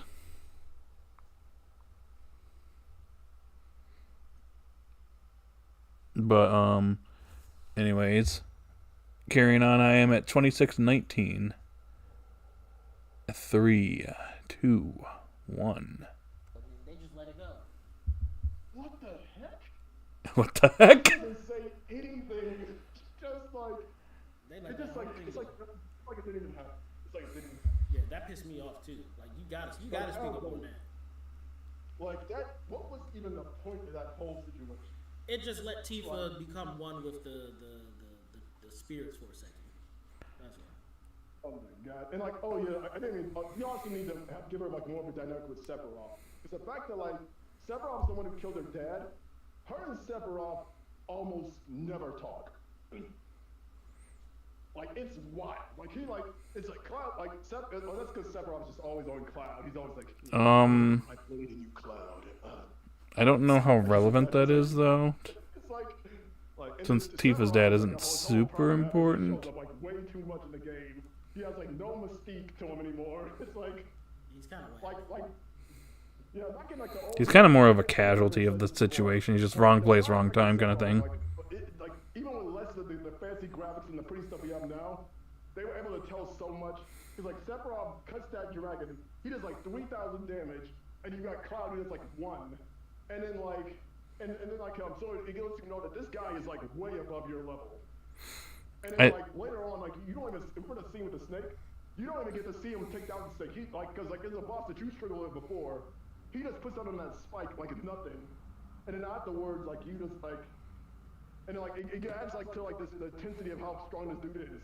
But nowadays, like in like the original, like the new game, he's still kind of strong, but he's not as strong as he used to be because like he takes damage now. He gets split sometimes, and it's like, and he says he takes the same amount of damage as like young Cloud, like a younger, less experienced Cloud, which makes him seem way less stronger than he was in the original game. Pause. I just want to say something, just to kind of give my perspective. So for context, when you go through in the original game versus remake and rebirth, well, specifically rebirth, in the original game, when you do the flashback scene with Cloud recounting, his mission to Nibelheim with Sephiroth, yeah, so like Cloud's level 1 and Sephiroth is level 50. And he is like literally like taking out like every single enemy with like 1 or 2 hits, like with like just like attacking or like using magic or whatever. But like with Cloud, he's like doing like barely any damage and just like getting like you can easily die as Cloud. It doesn't affect anything, but as long as Sephiroth is there, which he basically is handling everything. But my take on that is that that's how how strong Cloud actually was at that time, because he wasn't in Soldier, he was just a foot soldier. So him being like at that level, I think that's pretty much the game. It's basically foreshadowing that this obviously Cloud is not the soldier here, it's Zack. And Zack's a lot stronger than Cloud because he's in Soldier at that point. But it's also kind of slightly hinting that, Cloud is actually here. He's just not who you think he is. Whereas in Rebirth, it kind of breaks that immersion a bit because Cloud is actually competent, which I think is more so supposed to be him as Zack. Him, telling the story, and that's actually Zack. That's actually fighting at that level. And for some reason, Sephiroth is nerfed. In the Rebirth, he's not as strong. It's weird. Like he can still do like a lot of damage, and he's still like competent. Like, but compared to the original, he's just not like destroying everything like in 1 or 2 hits. But that's. I just wanted to put it out there. I think that the game did that purposely to just, without telling us that Cloud was actually there. It's just like. That's his actual power level. I guess his actual power level at that stage in his life, I guess. If that makes sense. Anyways. Carrying on. 3, 2, 1. Yeah, Sephiroth should honestly never be easy to play. And he talks way too much to Cloud too, because like he does like. Oh my God, that was a problem. Well, he had to talk to Cloud because he was a ghost. We just didn't know. He had to infect Cloud's mind. Yeah, like in the new, not in the original game, in remake, he just shows up and just says a bunch of cryptic nonsense, and you don't even know what the heck he's talking about. like, somebody in the remake, you're like wondering, like, you kind of know who this is because, like, it's Sephiroth. He's like an iconic villain in all this joint, but you don't really know who he is. Yeah. He's just some guy that with some really long hair and some really nice abs. I think in the remake they. All right, I'm gonna pause one more time here. Hey, Nick. Or what? So I haven't played Crisis Core, Okay. but my understanding is like you get a little bit more of Sephiroth and I guess like Soldier in that game. Is there anything you can add there about how he's presented in Crisis Core? He's pretty menacing throughout it. Like you kind of see his like decline and like I know you fight him when you're under is the place called Nibelheim? The whole like Okay, there's Nibelheim in the reactor or whatever, right? Nibelheim, and then when they go to the reactor, it's on Mount Nibel. Okay, yeah, there. I know you fight him there as Zack, and then Cloud kind of like gets the final blow on him, and it like stops him. But like menacing, like the mechanic, he has an ability that sets your life to 1.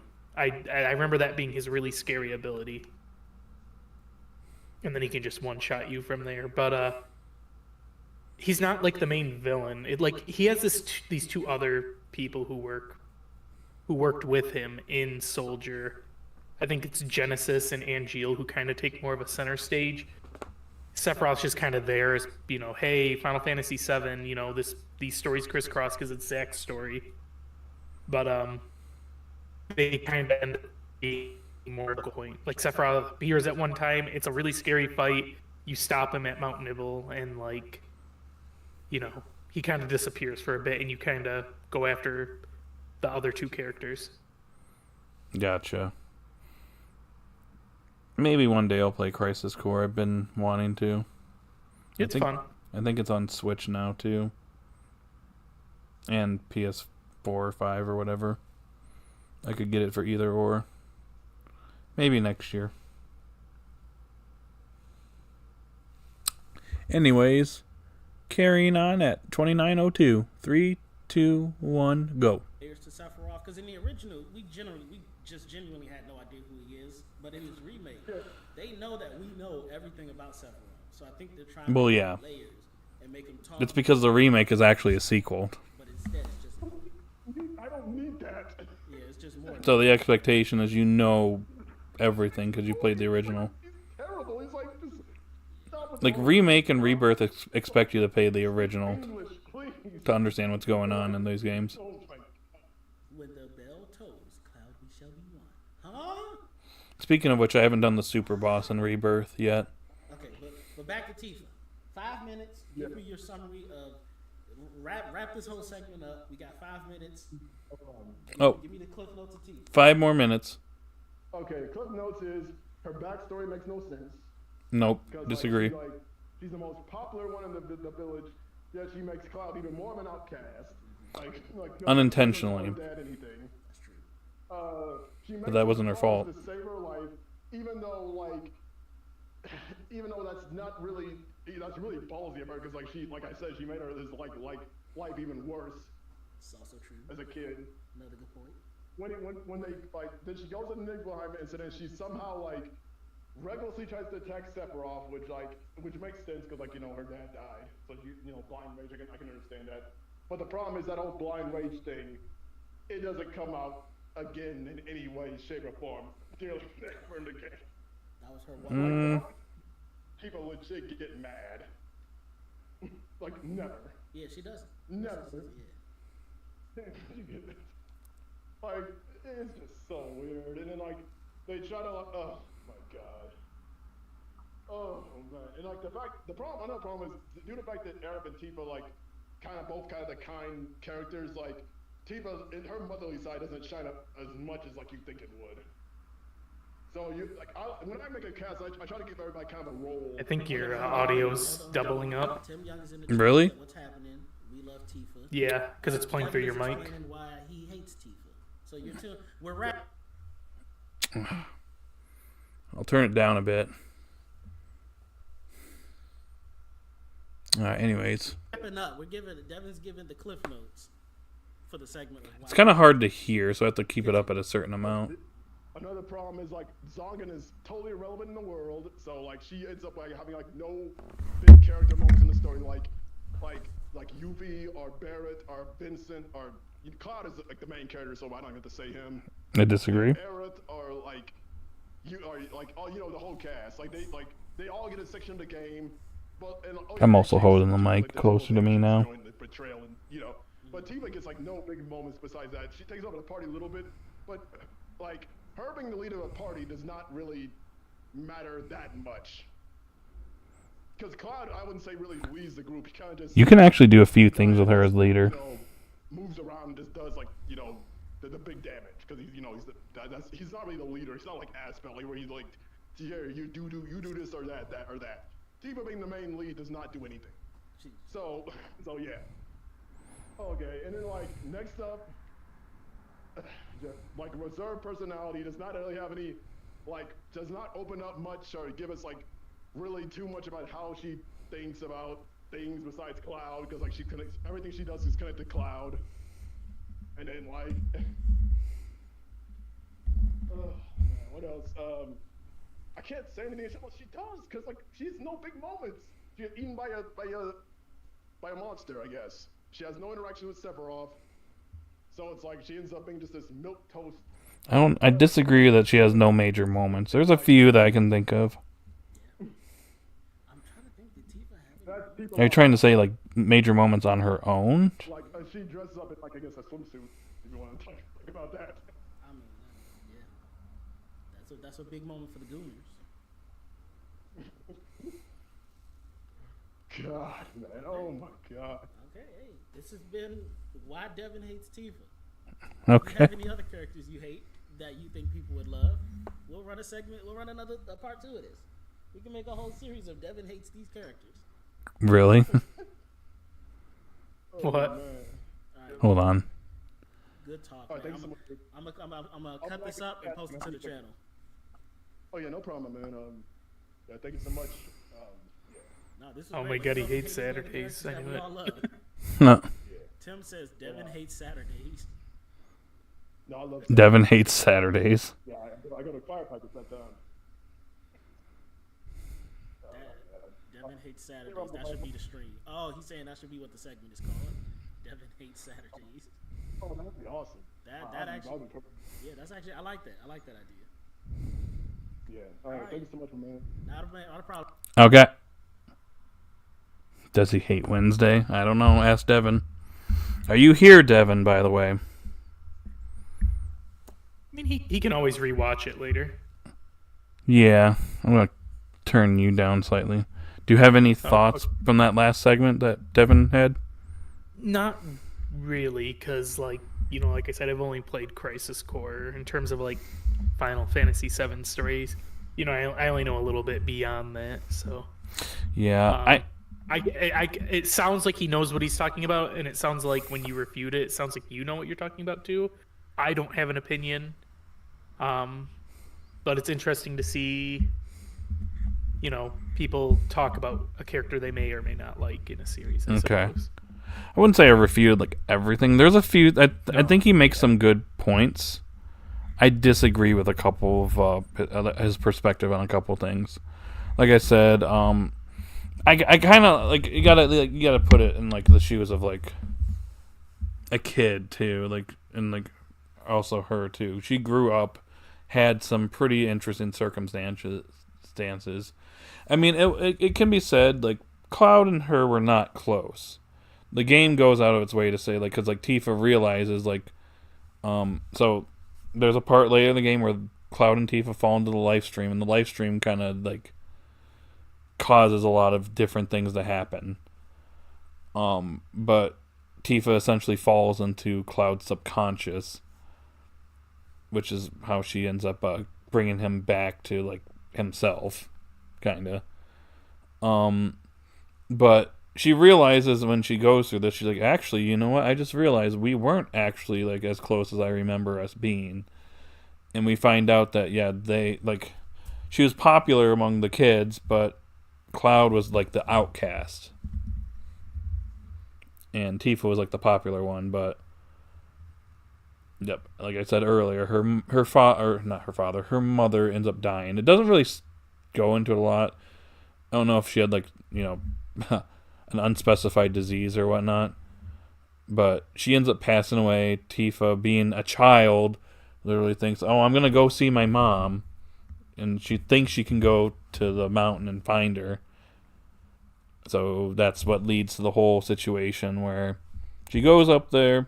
Her and Cloud follows behind. He's like sneaking around, and the other kids are like further behind. They cower out. Cloud goes over the bridge. They end up falling down because Cloud didn't really get too injured from the fall. He scraped his knees, but Tifa's father finds her. Tifa's like seriously injured, and got to come from his perspective. Like, he just lost his wife, and now his only child, life is at risk too. So, in that moment, probably blaming Cloud for doing that. I guess I can see that, being kind of realistic. I don't know how you feel about that, Fizz, but I feel like that's a realistic response to the situation that's happening. Besides falling Fair off enough, a bridge, I guess. I don't like know. I said, I haven't played the game, so I haven't experienced it myself. So I don't know how it presents itself or how it works out. But it sounds like it makes sense. Yeah, that's where I would kind of counter in there, but yeah, she had that happen, so lost her mother, then lost her village, lost all her friends, everyone in the village gone. Finds her father gone, cut down by Sephiroth. So at that point in the game, she literally has an understandable mental breakdown where she's just like, I hate Shinra, I hate Soldier, I hate Sephiroth, I hate everything. So she rushes in there to take him out. It's in a blind rage, like her adrenaline's probably like through the roof. Goes to try and stop him. Obviously she can't. She's not strong enough at all to go up against someone like Sephiroth at that point in this story. So it's a miracle that she survives. But yeah, probably the martial arts probably caused her to be a little bit more reserved. Unfortunately, we don't get that. So I can see that as like a negative for Tifa. Because that's like an off-screen, happens like during that time. It would have been nice if like Rebirth actually kind of showed that a little bit. Because you get to meet that master in the game. He's a character, but don't really get to see her showing off her martial arts in the flashback and Rebirth. There is a moment in Rebirth that's kind of interesting, where Cloud kind of gets slightly possessed by like the Genova cells, and he ends up attacking Tifa. She ends up falling into the life stream pretty early on, like before she does in the original game. It's a very weird segment where she ends up running into the weapons, and they're like concerned about what's going on. It's been a minute since I played Rebirth, but it's like not a significant moment, but it's like an interesting part that I'm wondering is going to come back up when Part 3 releases. Because it didn't really the Rebirth didn't really elaborate on that a whole lot, and Tifa didn't really bring it up. Like, I will say, like, there are a few things that it'd be nice if Tifa was a little bit more outspoken about, and I can see that being like a point of contention with her character. So I guess I can kind of see that as being a negative towards her character. So I can see where Devin is coming from there. I just disagree with the her being afraid to jump off the train, just because like she does it anyway. She's a little bit hesitant, but like she kind of feels like in the original she's reassured that Cloud's there. She's like, all right, I'm gonna do it. She does it. So afraid or not, she ends up going through with it. I can't remember what happens in Remake though. It's been a minute, so I'd have to revisit Remake. And I'll be completely honest, I've had the weird itch to like go back and replay that for some reason. So maybe we'll stream it. I don't know. Copyright, we'll see. I did do a few remakes videos back in the day, almost 6 years ago now.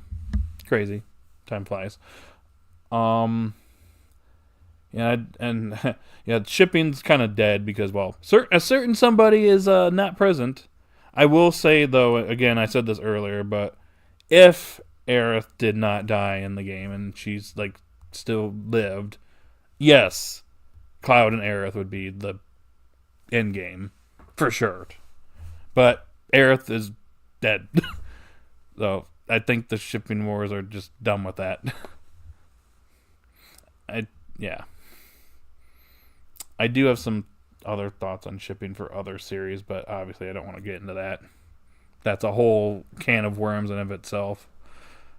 But yeah, so I do disagree with a couple things. I think I can concede on a few things that Devin has to say. I do wish that Devin was here. Not trying to like I didn't want to sound like I was just like combating every single thing he said.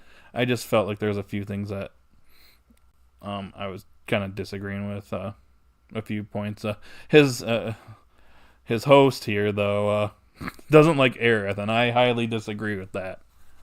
I will say that that's probably the biggest point I disagreed with in the entire thing. Actually, was ironically not from Devin himself. So, Damn. Yeah. Well, why do you like Aerith so much? I guess. She is a very important character. I like her personality. But like she, along with like, I think to me the three most important characters in Final Fantasy VII, it's Cloud, Aerith, and Sephiroth. Yeah, because obviously but, Cloud. Mean, even beyond like the story elements, is she like a interesting character? Yeah, would you say? I like Aerith. She has it's interesting because like in Crisis Core you get to meet her because she's Zack's girlfriend. But when you play Final Fantasy VII, like she's interested in Cloud, but like the thing about it is like, you know, there's inconsistencies with Cloud, which that's when she starts to kind of, you know, recognize that, oh, you know, you kind of remind me of my old boyfriend. And the game kind of plants some hints there, so there's some interesting stuff there. That's before you even know who Zack is, because the whole time you're playing, like when you play the game for the first time, Zack is like non-existent. It's not until you go to his hometown. I think it's what is it called again? Gungoda. What's the meme? Zack's Town. Oh, yeah. Me? Gungaga. Yep. Gungaga. Gungaga. Which is really weird because Rebirth greatly expands Gungaga. Like, greatly expands it. Was it not much of a thing in the original? It was not much of a thing at all in the original. It's like, it's a small area. You literally go there. Like, there's a reactor that exploded and destroyed part of the town.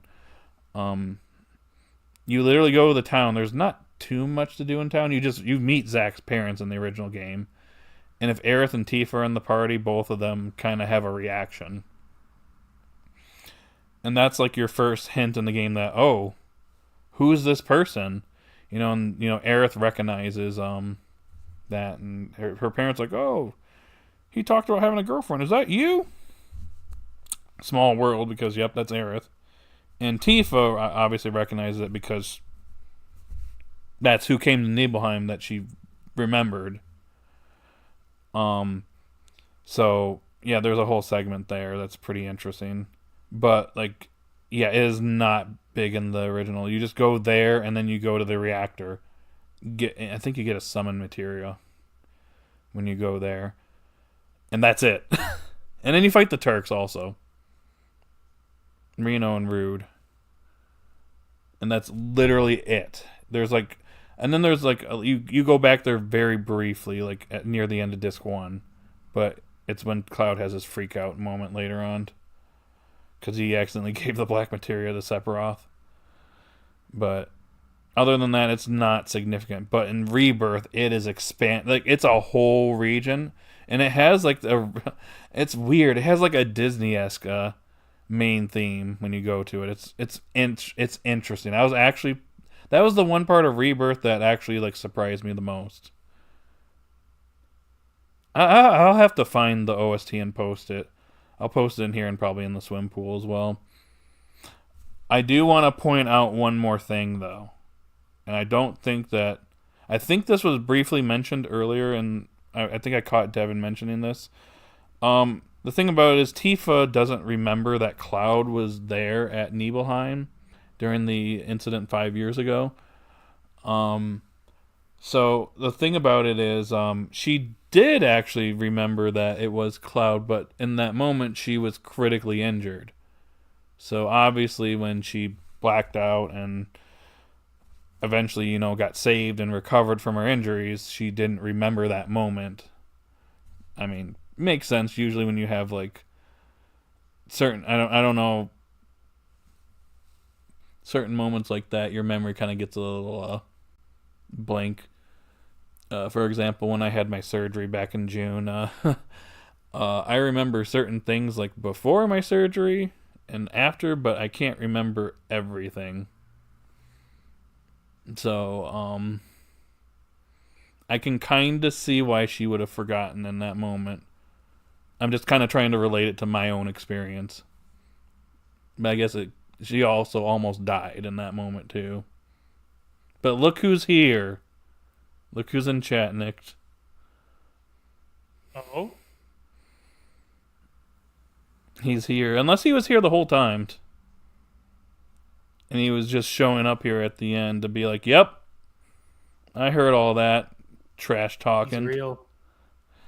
No, I disagreed with a few things, but I see where you're coming on a few things, Devin. I'm trying to think if I have anything else. I do think that we turned this into a pretty lengthy stream, which I think was actually good. I almost wish I could involve Matt, but Matt's also finds 7 overrated, and he might have a few opinions that I'd like to pick his brain on. I mean, I asked him about it once. He thinks it's overrated, but he thinks it's a good game. He just, prefers 6. Yeah, it's because, like, the thing about it is, like, the Final Fantasy games up 1 through 6, they were huge in Japan. They're huge, like, it was a huge series. Not as big these days, but back in those days, it was huge.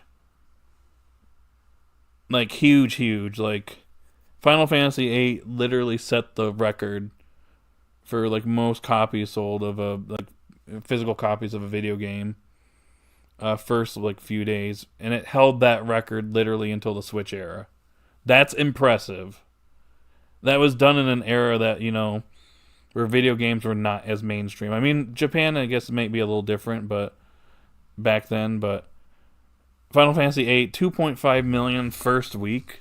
And those days, that's big. And I think Final Fantasy VII did about 2 million in its first week, too. So it goes to show how big Final Fantasy was. But anyways, 1 through 6 didn't really, well, it should be said that 2, 3, and 5 did not release in America originally. Final Fantasy IV was Final Fantasy II, and Final Fantasy VI came as Final Fantasy III in America. But they weren't, like, big, like, RPGs didn't really go mainstream. I think Final Fantasy VII is actually considered the moment when RPGs started to take off in America. And then you have, Pokemon and other, like, RPGs also take off besides, like, Final Fantasy and Pokemon. But I want to say Final Fantasy VII, that was the moment when, in America, when RPGs became mainstream, I guess, if you want to say that. That's considered the moment. Like, it's not saying that there wasn't any successes before, but it wasn't as... They weren't prevalent. I think the most obvious example of that was Earthbound. And you might even be able to back me up on this too, Fizz.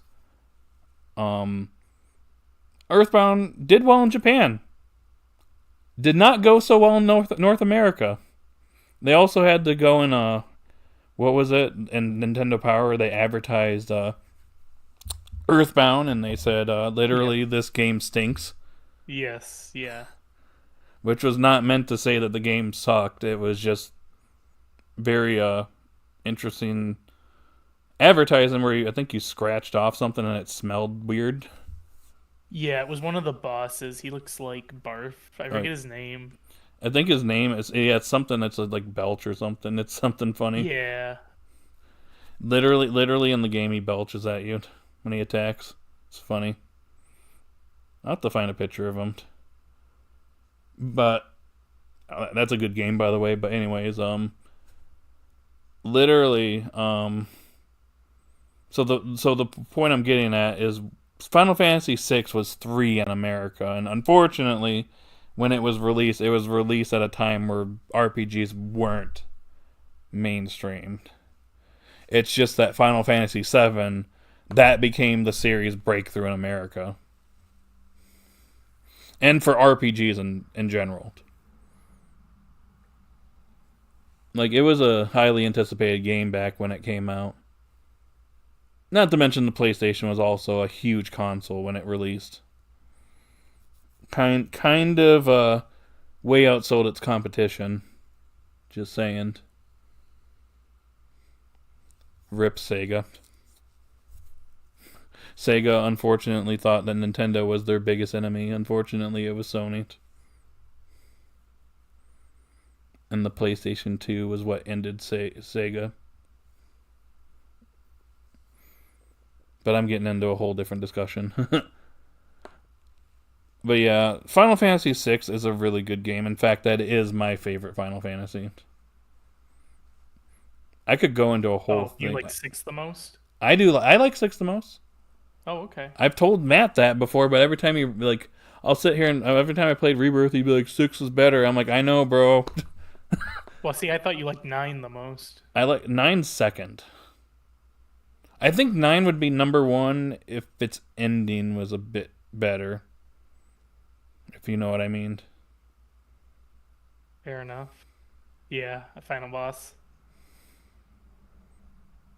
Yeah, that's like my biggest complaint about.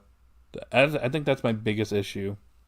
Besides a few things, I think if we did get that remake, we need Trance to be revamped. Trance needs to be overhauled. Actually, card game needs to be overhauled as well. There's a couple of points in the game there the pacing's a little bit off. That can be tweaked a little bit, and then maybe voice acting.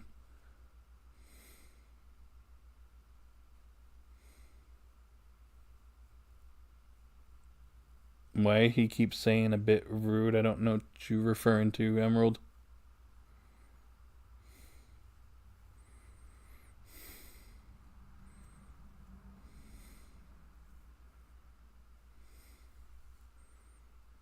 Elaborate.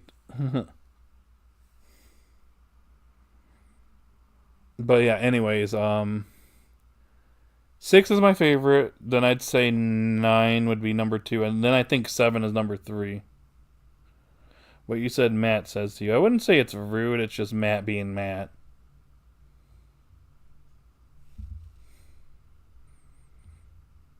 I'm just saying, like, literally every time when I was playing Rebirth, like, which is scary to think that was almost 2 years ago. I'd be playing and he'd just come up and be like, yep, 6 is better. I don't know if I'd call it rude.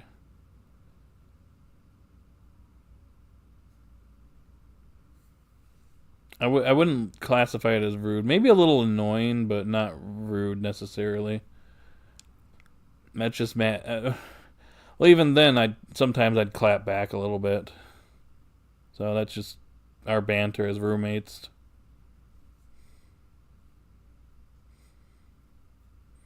Anyways, but yeah, I think it's 6 is my favorite, then 9. 7 is actually third for me. And then 10. And then after that point, it's very hard for me to rank them because, like, my opinions change. I think 5 might be after that. It'd be 5, then maybe 4. 5 and 4 I feel are interchangeable. I like both of those games, but they're very different systems. Very different systems. But I think I like the story for 4 better than 5, personally. So maybe 4. Yeah, but 5 has really cool class mechanics. That's the thing that's the main thing I like about 5 is that 5 has a really interesting class system. It also has a really funny moment when you get the mimic ability or the mimic job. I don't know if you know. Yeah, when I found that out back in the day, I was playing it at Blake's, and Blake looked it up. He's like, "Oh, you need to do this." So I'm like, "Okay." It was like sit in this one area, and you have to wait a certain amount of time. And he's like, "That's it. That's exactly it.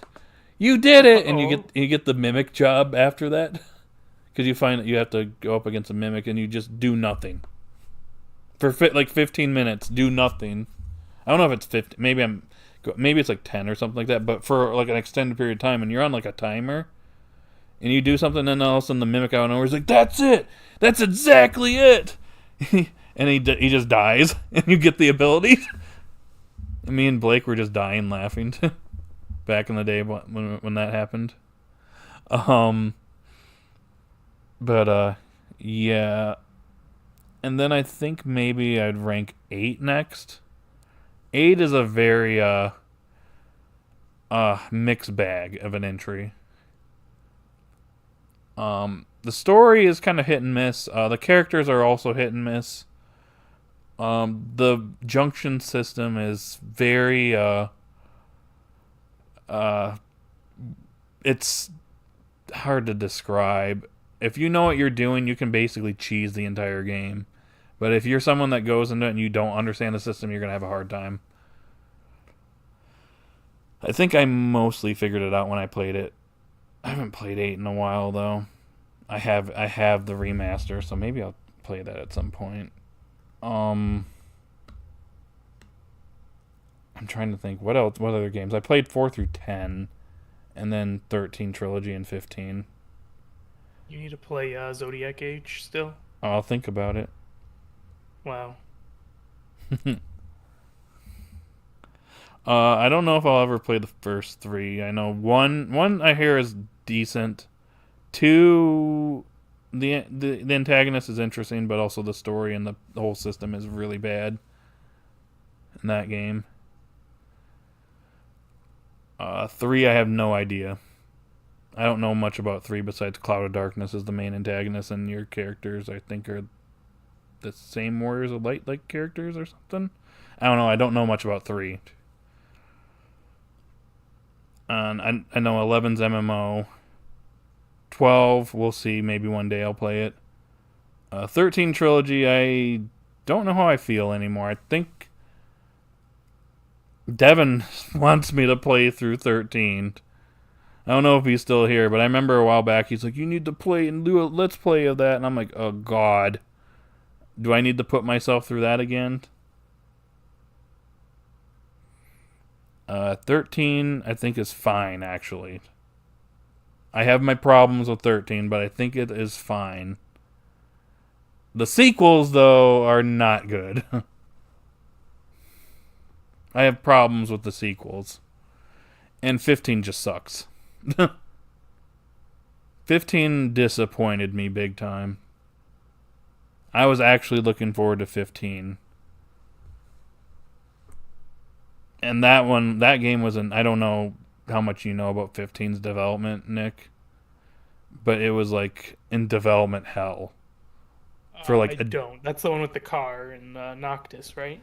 It got revealed in 2006 as Versus 13.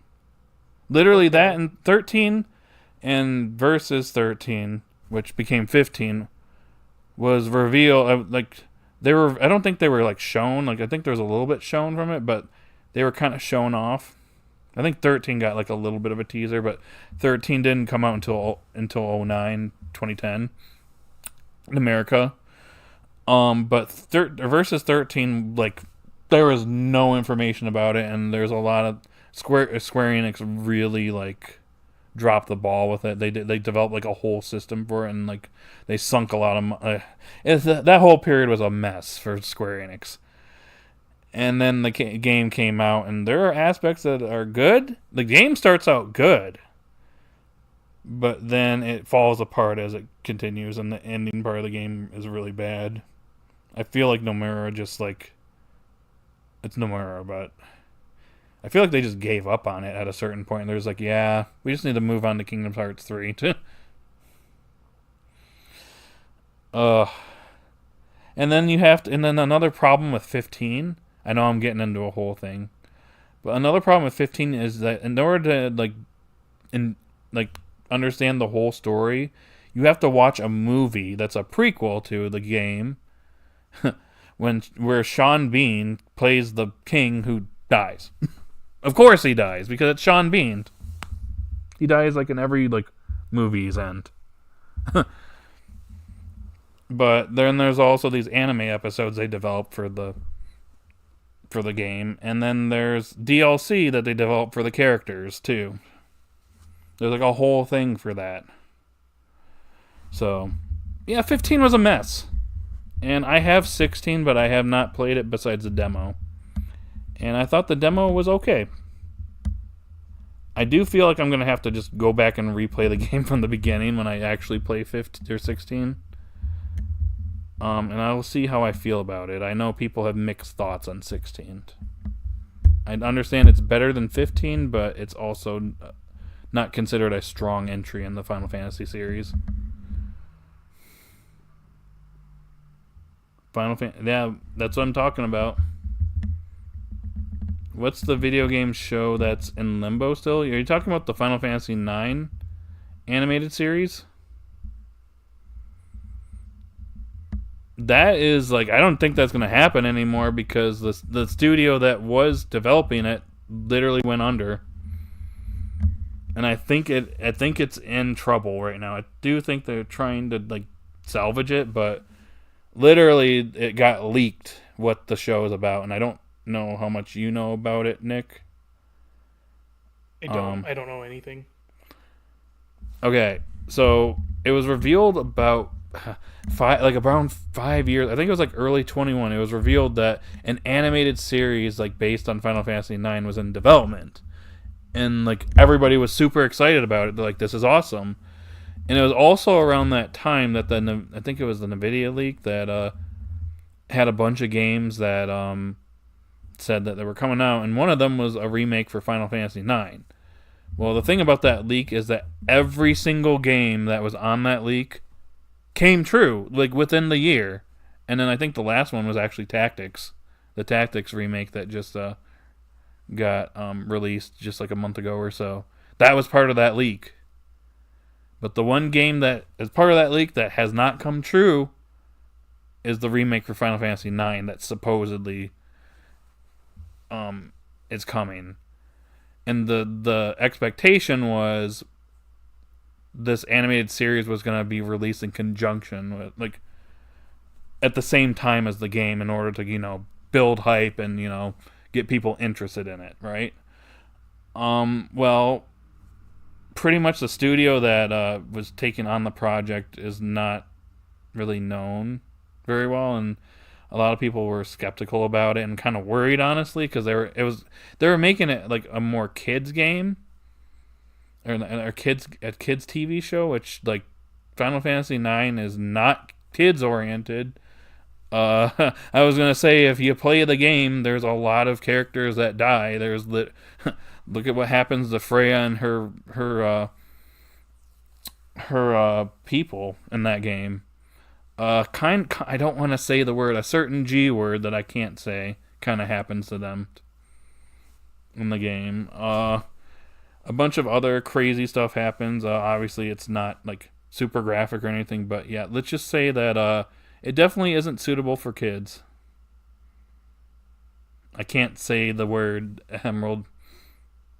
It's not grilled. It's not grilled. I can't say it though. Maybe I'll tell you in heck, but I can't say it live. Because YouTube will literally snipe me if I say it. Grilled cheese. Okay. Okay, Emerald. But anyways, where was I? So it there was a lot of like skepticism coming from like a lot of the Final Fantasy community about how the series would be, and where there was worry about it being presented as a kid series. But nothing was heard for a long time. It like just went like no news, and obviously the remake wasn't happening either. We just didn't hear anything, and I think it was this last fall, so about a year ago now, it got revealed that that studio basically went bankrupt, and the series basically is in trouble. And I think they're still trying to find another studio to basically do that studio to take it on. So I don't know if they're going to continue what this one studio started or just start from scratch. I don't know. I don't know what's going to happen. I'll have to look into it again. But it did leak because of this all happened, basically what the show is going to be about, and it's not actually an adaptation of the game. It's actually a sequel. So at the end of Final Fantasy IX, Vivi's sons are revealed. And at the literal end of the game, Vivi's sons appear at the basically the final cutscene in the game. So the literal sequel was going to be about Vivi's kids. Literally, and they had names for them and everything. And I forget what the premise was exactly, but it was going to focus on Vivi's kids. And also it said, I believe in the leak it said it takes place 10 years after the end of the game.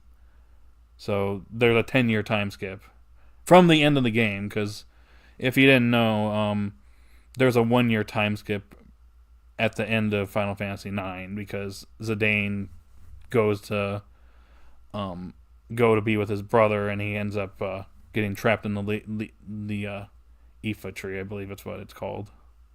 Ifa tree, yep. And then there's a 1-year time skip, and he returns at Alexandria, and ends up with Garnet, Dagger, whatever you want to call her, and happy ending, yay. But anyways, the sequel is 10 years after the ending of Final Fantasy IX, so yeah. But it's interesting because if it's 10 years, that means that Vivi's sons have found a way to basically extend their life cycle. Because if you remember from Final Fantasy IX, one of the things about Vivi is that he finds out that the black mages only live to be about a year old, and he was the actual like prototype model that was designed to live longer. So he technically will outlive the other black mages, but he eventually had a limit to his life as well. So, because Vivi is dead at the end of Final Fantasy IX, but his sons are there, and apparently, if this is 10 years later, they found a way to essentially extend their lives.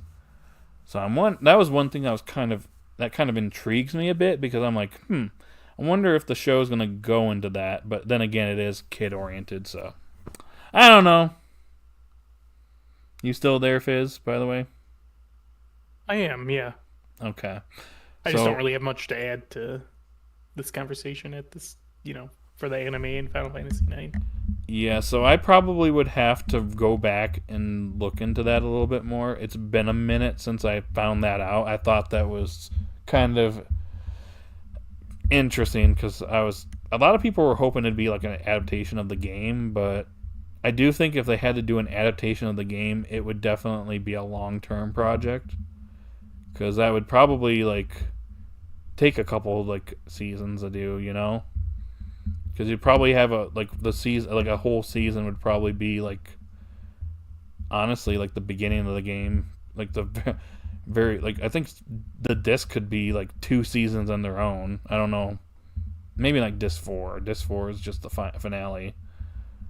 But I almost feel like it could be a pretty lengthy series, so I don't know. Was it going to be English or in Japanese? I don't know. I think probably English, but they would probably adapt it for both languages, is what I would think. But like I said, we don't have a ton of information on it. We just know bits So I would have to go back and revisit that and kind of remember, like, or kind of see what's going on with that. Maybe when I get a second, I'll post it. But yeah, it's just, I don't know.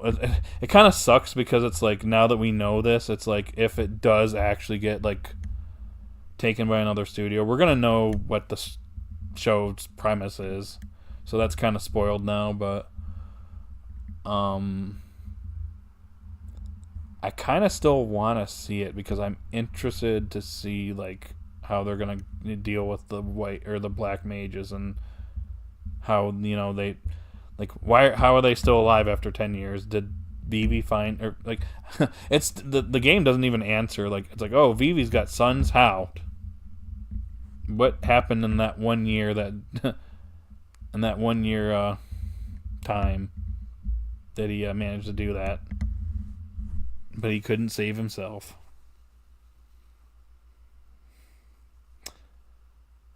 Yeah, we got 6 people here, surprisingly. What's up? Okay, well, Devin, I don't know if you're here, but a lot of this stream didn't have to do with the actual reaction, so I apologize. But hey, this was, the whole point of this was not just a reaction. It's a live reaction, but also a discussion, so they could scrap it and do something different. Worst thing would be no show. Yep, that's kind of like the worry right now, because it's kind of like not looking too good just because that studio went under, and it's kind of crazy because, like, that studio has, like, done nothing. So a lot of people are like, yeah, this was pretty much to be expected. They how are they supposed to make money if they're not doing anything? So anyways, yeah, this was a whole Final Fantasy. I wanted to make this more Final Fantasy centric anyways, so yeah. It was fun. Maybe I'll do a Final Fantasy VII Let's Play it in 2026. Who knows? I could try it out, and if I start getting hit with copyright, we can just pull the plug on it. But hey, who knows? Anyways, I don't have too much else. Do you have anything to add, Fizz, at all? Not really. No, not much. Nothing about Final Fantasy VII or Tifa? I think I've said everything I needed to.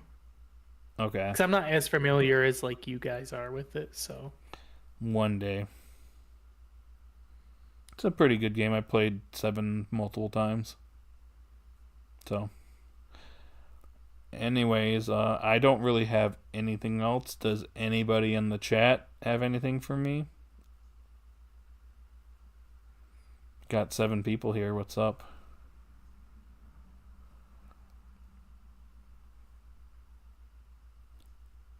Going once.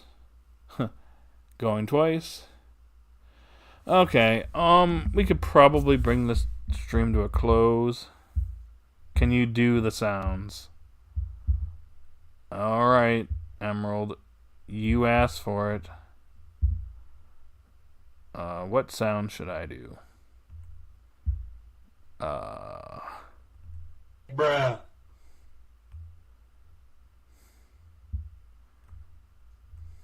Oh! What's another good one?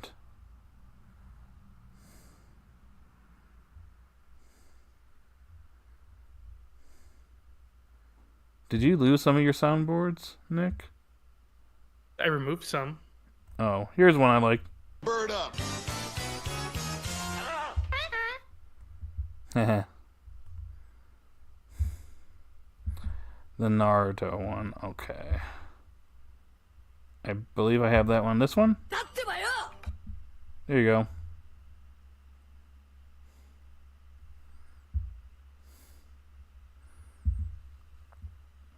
Anyways, yep, I think we're gonna go ahead and close this stream. If only Matt were here to walk in and be like, hey, Matt, we got like 10 questions for you. You don't need to go to your room now. I don't think you'd appreciate that. Usually when he comes home from work, he's like, yep, I'm going straight to my room and like laying down. So, alright. Anyways, I'm gonna end the stream. Devin, well, you better like watch the whole thing, or else I don't know where I'm going with that. Going for 3 hours, if that's the case. This would be 40 minutes of like me coming up with stuff to talk about, though. Maybe I'll ask him when he comes home in a little bit. Yeah. Anyways, that's it for the stream. Tomorrow, Friday, we'll do Legends ZA, and I think it's gonna be the last one until the DLC. There's one final part to do besides the Infinite ZA Royale. Anyways, that's it for today's stream. I'll see you all later. Bye now.